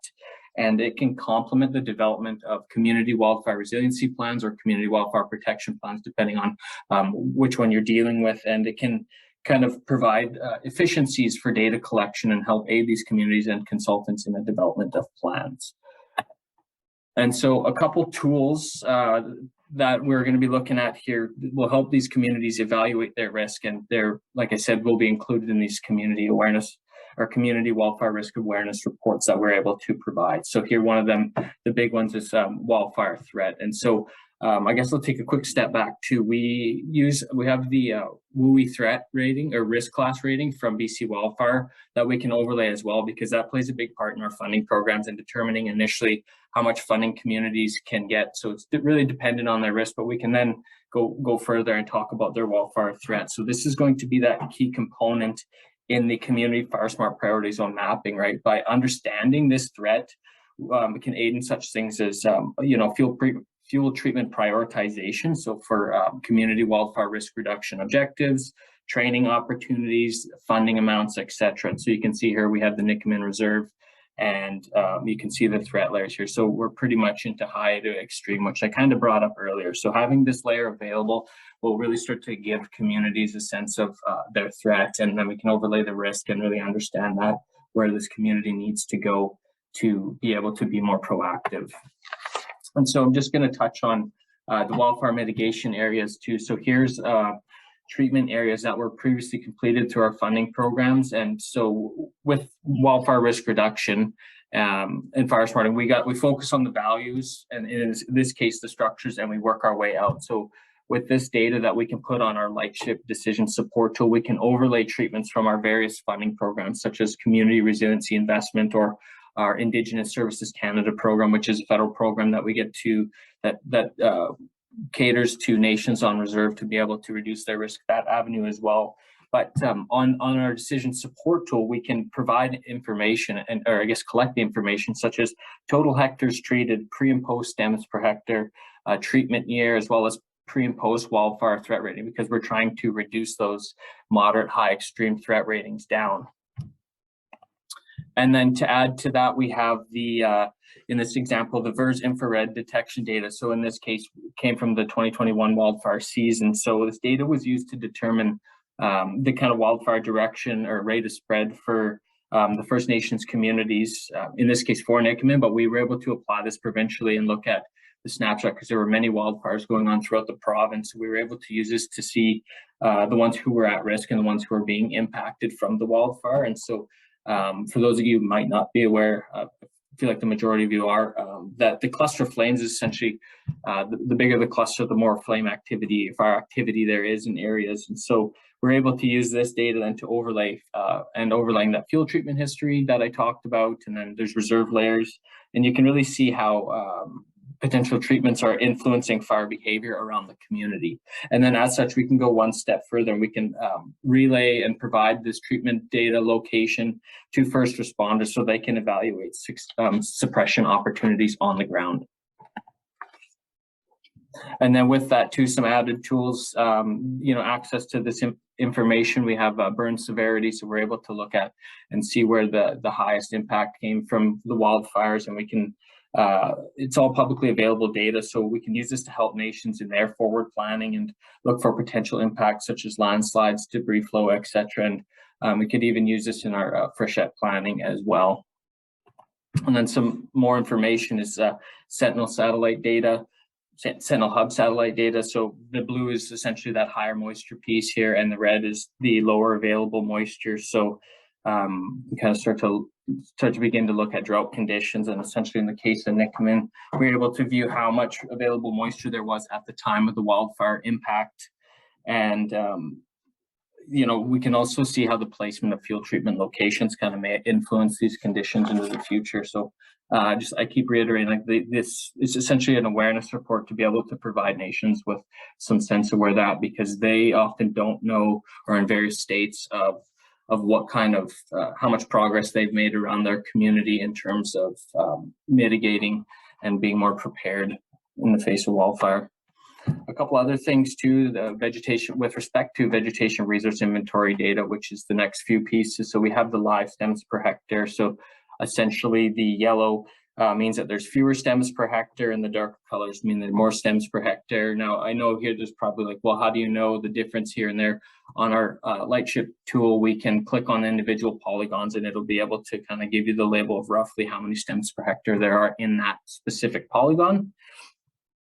And so, yeah, these are just another tool. The other one is the reference here. So in the case of Nikamin here, we can see that the western portion of the reserve, the VRI data was last updated between 1983 and 2008, but then the eastern portion was updated between 2009 and 2020.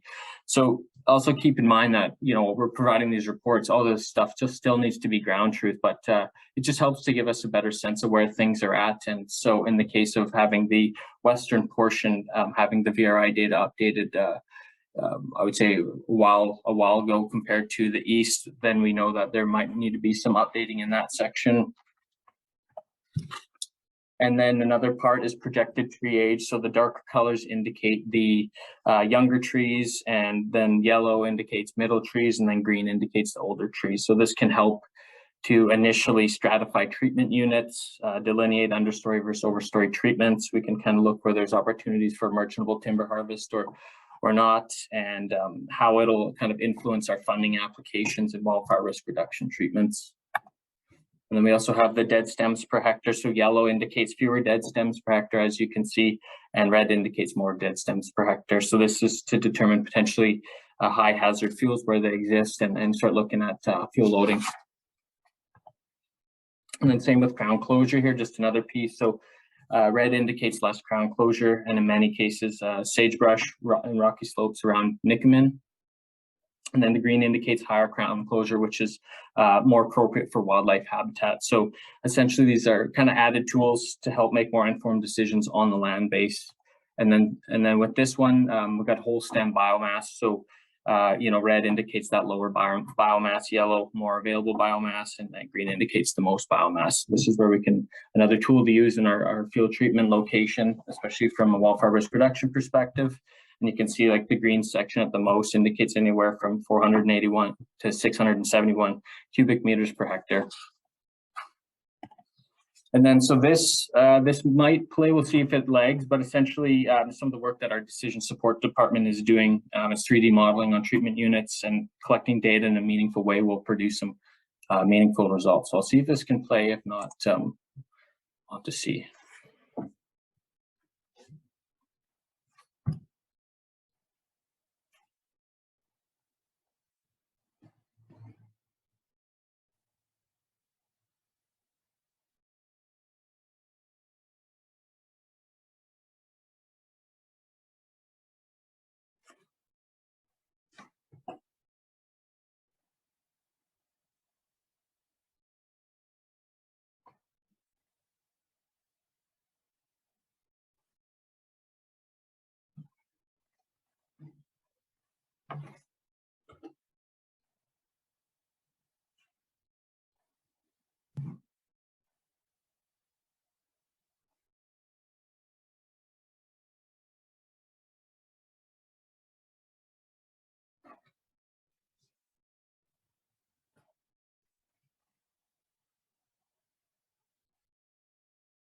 So this is just kind of an example of some things our decision department has going on to show nations, well, you know, what treatments pre and post can look like and the values with it, and some other added information. The last piece here that kind of going to tie into everything is integrated fire management planning. So we're going to take what we just talked about here, and in combination with wildfire resiliency plans or wildfire protection plans. And we're going to do kind of what is known as integrated fire management planning. So this is essentially a new approach to managing resources, multiple resources on the land base as part of a larger interconnected environment. So this approach leads with traditional ecological knowledge of First Nations and is backed by science. So it starts at the heart of the community, and by focusing on the values and working out onto the landscape. So the structures and you know, fire smarting, and you know, we always work our way out. And so a couple examples of accounting for multiple objectives on the land basis: public safety, ecosystem restoration, as you can see here, water sources, wildlife and fish habitat, cultural burning and language revitalization, water sources, old growth commercial timber areas, traditional food sites, archaeological sites, etc. So we have the ability to overlay all this on our decision support tool, and we're currently heading it up in the Southeast Fire Center, working with the 5 nations, the 5 nations there, as well as the local government and other stakeholders to get this going. And essentially having these spatially defined objectives will allow for kind of the leveraging of funding to complete more valuable, meaningful work on the ground. And that, in a nutshell, without taking too much time, that's kind of that's the end of my presentation. Thanks. Thanks, Quentin. And if you want to stop sharing, I'll get the rest of the panelists to turn their videos on, and we'll do some quick question and answer with the 6 or so minutes that we have left. Great. So the first question's for Chris. How does the model take into account buildings? Can buildings become fuel source in the model? Quite simply, it doesn't. We can really only model the forest environment surrounding communities. I mean, we can show kind of the relative likelihood of the fire reaching the community.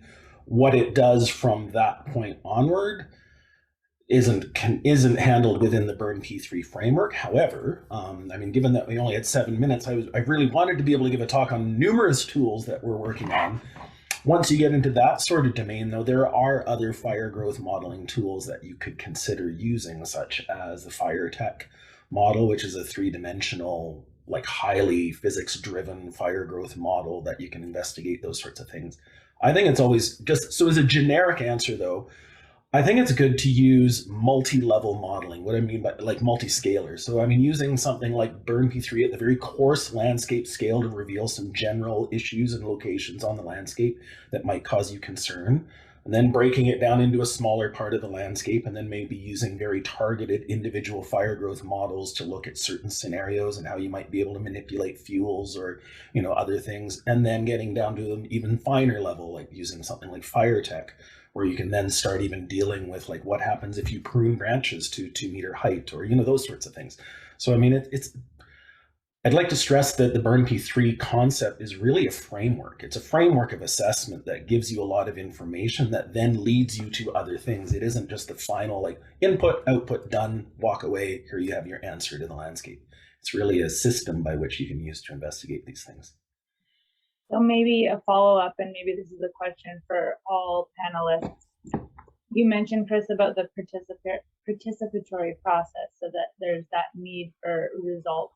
But do you feel like we're at a place where we're getting the data that we need, or should we be, as a country, as a province, should we be prioritizing data collection to support models like these? Well, I guess I'll go first and then hand it to others. The reason I stress the participatory side, though, is like in my experience of using the model, I started off using it kind of like a lot of people do, just like, okay, just leave me alone in my office and I'll figure out all this stuff and I'll put all the stuff into it and I'll give you the output. And at the end, everyone doesn't like what they see because they're like, well, that doesn't make sense. You know, what was your input? Why did you decide this was going to happen? Whereas if you're starting to develop all your input layers with the people on the landscape, I mean, as an example, when I showed the thing in Banff there, you know, initially, and why I showed the Ghost Wipers fires, initially the Parks Canada managers are like, well, that area just doesn't have a lot of fire activity. And I'm not sure I really buy that as an input. Why is the ignition likelihood so high there?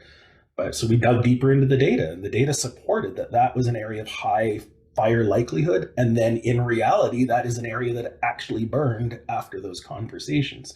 So, but that gets the buy-in in terms of the understanding. It also helps people to understand why something may not be working. Like, they've got you got to work with local people to understand the limits of their data, but we certainly need more investment in especially up-to-date, frequent, like recreated fuel maps for the country. I mean, that's one area where there's so much variability, but I will hand over to other people here. Thanks, Chris. Michael, do you have anything to add to that one? And then there's a question specifically for yourself.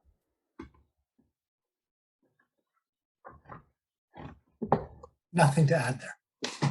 Okay, the question for you, Michael, is quite long, so it's also in the chat, but it says CCR includes 5 primary areas of focus. The engineering focus should include planning, as it is planning that is the precursor to all built environment by way of community and land use plans. So the question just talks about engineers being tasked with executing the built environment as guided by plans, but if you're excluding RPPs, then there's a significant gap that increases risk. And I think Bruce wants to answer the question as well after yourself, Michael. That 5 E's of CRR, that's something that's recently been developed by NFPA, and it's kind of an oversimplification. They do include all elements of community planning and even codes implementation and enforcement in that, the E for engineering. They're just sort of broadly saying everything to do with engineering, from pre-planning a community to taking into account the type of exposures that exist, and then adjusting the way that a community is built and the requirements for the community during the actual build of the community. Perfect, thanks. And I think Bruce Mayer, you said you wanted to speak to that one as well. I got click happy with my mouse error outside of my brain smarts. Thanks. No problem. So the next question is for Bruce Blackwell. So the wildfire assessment process you utilize for hydro, is that a system that would work for other critical infrastructure spaces like wind farms or transportation corridors, for example? Yeah, absolutely, Kelsey. I think it's been applied to watersheds. So the Metro Vancouver watersheds has used a similar approach. The Capital Regional District for Victoria has applied it. We've looked at numerous utilities with it that across the landscape, and then more recently applied to indigenous values in the Yukon. So it's had a wide range of applications, as long as you have spatial data that you can bring to the model and you can agree to a evaluation of how important that information is, and it's accurate, then you can do a fairly good job of bringing in all kinds of different values. Thanks, Bruce. Unfortunately, we're at the end of our time. I know there's a lot more questions that we didn't get a chance to get to, but that does bring us to the end of the panel session. So thank you, all of you, for presenting and fielding the questions and condensing your great work into 7 minutes. And thanks everyone for joining us. And I'll turn it back to Kelvin for summation. Thank you, Kelsey. And thanks everyone for continuing to hang in there. We're into the last phase of our workshop today. And it's really to kind of take a step back from the fire hose of information that we've been drinking from, to get a sense of just a few thoughts and reflections. And so I'm going to ask a couple of people to just give one or two of their, what they would view as a key observation, an aha, or a takeaway. And we'll do that orally here, but anybody else who would like to enter one of those into the Q&A box, please feel free to do that. It's really about something that struck you today that or resonated with you that, you know, before today's event that hasn't occurred. So the folks I'm going to chat to are Wally Bourne, who was former director of Wildfire in Alberta, and Kelly Johnson, who's been active with Fire Smart Canada for a very long time, and Dan Sandink, who's with the ICLR. So actually, Sarah, if you're able to unmute Wally, Kelly, and Dan, then I'd ask them to turn on their video and their mics and respond. So Kelly, I see you're up. So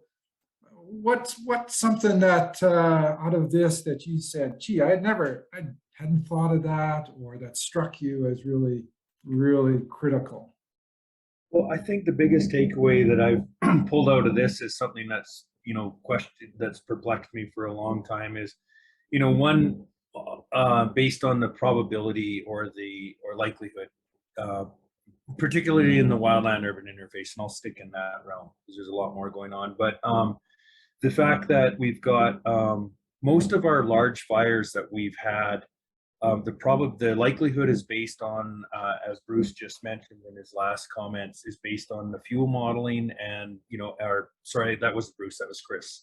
Chris mentioned that, you know, it's all on the fuel modeling. So we have a likelihood of what the forest will do and the probability of that happening.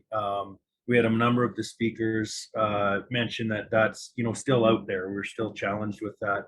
And then we throw the wildland urban interface into that and the urban conflagration, and that messes up our probability even more. So where I'm going with this is what, you know, bringing this all together is we're using probability models that are providing whether a forest is going to burn or not, or vegetation is going to burn. We've got some complexities in the built environment, and all of our major or our events we're trying to avoid again, from my understanding and knowledge, have been low probability events, meaning low probability in the disastrous outcomes that have occurred. And so we're still using probability to determine whether communities are at risk on that. And yet, you know, you can see where I'm going, that the disasters are low probability. So maybe, you know, something, as many of our speakers have mentioned, that we should start focusing on not so much on the probability and maybe on the actual hazards that the communities face. Thanks, Kelly. Wally, how about you? You've experienced lots of different aspects of fire, been beside Bruce Mayer during, you know, several disastrous events, we'll just call them, in Alberta. And what was your thought here about what you heard today? Tremendous amount of information, first of all, to go through, and very hard to distill down to a couple of comments. But a couple of key things were collaboration and communication for me from everybody that talked. You know, the word, you know, Chris talked about collaboration. Bruce mentioned whole of society focus and where the mitigation folks at CIFC are going. Partnerships was a big part of the discussion. The work between the Southeast Fire Center and Finesse and their integration of some of their new modeling. Jen Beverly talked about communication and being clear on what your definition of risk is, or even some of the discussion around probability and our lack of ability to forecast probability with any kind of degree of accuracy. We need to be clear on that and honest with that. And you know, if the old models aren't working because, you know, as Jen and Mike Watten pointed out, the old way of the models building on historic fires, but don't account for the new extremes that we've got. We need to be clear about that and honest about that with the public. So what we don't know, we don't know. And that increases in some ways the risk to your community, because we're having a difficult time modeling this stuff going forward. So we need to be honest in that communication. Great, thanks, Wally. Appreciate that. And Dan, you're coming at things from the insurance side of things, and just curious as to, you've worked with wildfire issues quite a bit, but curious as to, you know, one or two things that stood out for you today. Yeah, sure. Well, I think following on Kelly and Walter's comments, so our organization focuses on opportunities to mitigate risk for buildings and communities. One issue I think it was raised by some of the presenters, and also in the Q&A box, is the issue of regulation. In some of the comments earlier today suggest that regulations can be a necessary component of mitigating risk, especially given one of the earlier comments that there is not only low awareness of hazard in many communities, but resistance to acknowledging existence of hazards. And we have our own experience across hazards, not just in wildfire, but flood and hail and high wind, et cetera, where the public is not, you know, receptive to messages about risk and mitigating risk. And that's kind of turned our attention to opportunities for regulation. And by regulation, talking about like tools available at higher levels of government, construction, building code, land use planning regulation. And right now there's an opportunity. Mike Mcmurray actually mentioned there's work going on at NRC. There's the National Wildfire Guide for Canada. They're looking at converting that to a more formal standard that could potentially be referenced in construction codes. And we so far haven't gotten beyond this, the voluntary guide. And to move into regulation, we do need some sort of commonly accepted level of certainty and hazard and probability. And so that's one thing I think reflecting the comments just made now that stood out. And so, you know, is there a way to sort of get to a commonly accepted level of confidence in hazards so that we can start applying these tools? And the other thing is sort of to continue clarifying that the role of regulation is important, because it's hard to get regulation implemented. So we kind of have to be behind it. And also, you know, reflecting Kelly's comments, this issue of urban conflagration, which is maybe not always reflected in existing wildfire community protection guidelines. The earlier comment that we haven't seen a big one yet in Canada. This all raises concerns, and I think a motivation to really move seriously on regulation to make sure that we're not continuing sort of building of vulnerable communities in Canada and rebuilding them. Great, thanks Dan, and thanks to all three of you. And I see a few other folks are sending in some of their thoughts, and I'd encourage you to continue to do that as well. And so one of the tasks I was asked to do was to build on these comments and to try to summarize, I think, a few of the key points. And as mentioned, there was a lot of information today. And so I broke it down into three categories. First, what we seem to know or agree on. And I start off with, people agree wildfires happen. And sometimes they can negatively affect communities directly, but they can also affect many other things, industry, operations, many other values at risk that are often hard to define and quantify, but they also have secondary impacts as well. And that the issue is not going away. So this isn't a one-time thing. It's likely getting worse. And suppression is not necessarily the silver bullet, that there needs to also be mitigation that goes along with this. And ultimately, that recent severe events have created a synergy among the insurance industry and the wildland fire community to work together at looking at ways of reducing damage from wildfires. So those are things we know, and we knew that coming into today's event, but that was reiterated several times during the day. Then I had a category of things we'd like to get better at or know more about. And so there was definitely this huge appetite for information that addresses uncertainty or the likelihood side of risk. And as we heard from several people, you know, it's really tough to get those probabilities and to focus on that. And so, you know, one of the challenges I think in dealing with public, but also senior decision makers is that it's a complex problem. And often people seek a simple solution, but as we know in cases like this, it's often not there. Complex problem, a simple solution for a complex problem is probably not correct. So that desire for more work on the likelihood side is certainly out there, even if it seems daunting at this time. As mentioned by Wally and Dan, the whole idea of clarifying terms and definitions, to keep working at that. We need to keep working at that amongst ourselves as well as with other groups who are involved in managing and dealing with wildland fire. How to effectively communicate and educate about risk. There's quite a lot of discussion and several questions that came in on this about, you know, how do we message in a way that motivates people to change and to act proactively rather than reactively. And so this is an area we wish we could certainly know more about or get more into.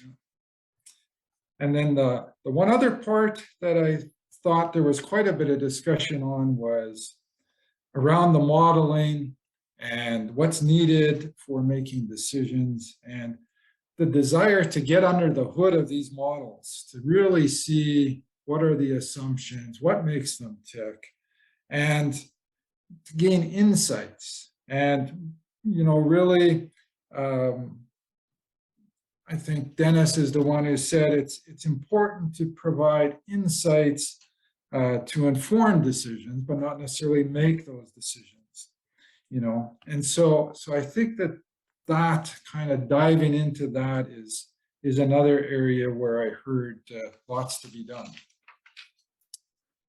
I had just a couple of things that I identified as some new areas to potentially investigate. The whole effect of smoke, both Bruce and Lynn brought this up quite a bit, and how you manage for smoke, but also the effect of smoke on human health and what that might mean from a health and life insurance perspective. Again, maybe there are folks out there working on this, but it's an area maybe to pursue more actively. The whole idea of counterfactual risk analysis. If I'm saying that correctly, as Auguste brought that up, and how to actually bring that to the forefront of some of the wildfire risk analysis. It would be very interesting and valuable. And then I know, although it was kind of somewhat rejected, this idea of a high risk insurance pool for wildfire. And, you know, what would that actually mean? So some further thought to the possibility of that seems an area for more conversation. And then the last thing I do here, second last thing, in terms of summarizing, is just a few good quotes. And so I have a few of those that I jotted down. Wally had identified a few as well there. But I like the term good fire is good, which is really interesting and not easy to explain, but good fire is good. The public often only sees one aspect of fire smart, that being the fuels management, but doesn't see the other elements that are behind there. And this is important, I think, in terms of communicating and managing risk. The point about let's make educated decisions, as I mentioned before, it seems really important. There was the comment, insurance is about putting your life back together after a loss. And just being a normal, homeowner and car owner and have insurance. I've never really thought of it that way, and I appreciate that perspective. And then the last one I had was managing risk for human safety is not necessarily sufficient. And we need to consider and use economic incentives. And again, that's a very powerful statement which caught me a little bit by surprise, but I can understand it and see where that's coming from. So those are just a few wrap-up thoughts and comments. And the question of where to from here, there was certainly a lot to digest what we heard today. And so the recording will be made available through the Institute for Catastrophic Loss Reduction. We'll talk to the speakers about making their specific PowerPoints and their contact information available for folks to look at those in more detail. In some of the abstracts that people sent forward, they did include links to other papers or websites that could be helpful, so you're encouraged to look at those. And all the questions that came in and comments will be collated. They won't disappear. And they'll be sent to the CIFC Fire Mitigation and Prevention Committee for their review and potential action or use in the future, because a lot of good ideas came forward that we weren't able to address today. And from my perspective, this was really, the start of the conversation. It wasn't by any means the end. Informal conversations between wildland fire and insurance folks have been occurring for a while, but it was nice to establish that dialogue formally. And let's say that it needs to continue. How that might happen is open for ideas, but it could be through more webinars, maybe a special event at a conference, or potentially there's just a group of individuals who are very interested in this field from both the insurance and wildland fire side who want to self-organize and get together and really try to take a deep dive into this. And you never know what might come out of a small group of passionate people working on a topic that's important to others. So those are my closing comments. I would like to do one last thing. If I can make the computer work, which I'll do my best at. And that is just to say thank yous for today.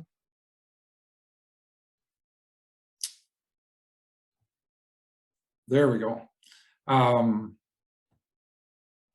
And so, yes, thank yous for today. So first of all, again, recognizing CIFC and the Fire Mitigation and Prevention Committee and the Institute for Catastrophic Loss Reduction and their ability to hold these types of webinars and workshops is greatly appreciated. Thank you to all of the speakers and panelists who did a wonderful job in terms of staying on time and getting their ideas across. And then to the members of the organizing committee and also the technical specialists who have helped us out today. Closing, I'd like to thank all of you for participating. And if there are questions that you have after the fact, please feel free to send them in to, I'm going to say to Ray Alt, if that's okay, Ray. And also any type of feedback you'd have about today's event as well. What worked well, what was tricky, something we could maybe do different in the future, please feel free to send that in as well. So once again, thank you very much, everyone. Appreciate your time today and your active participation. and look forward to chatting again sometime soon. Stay well. Thank you.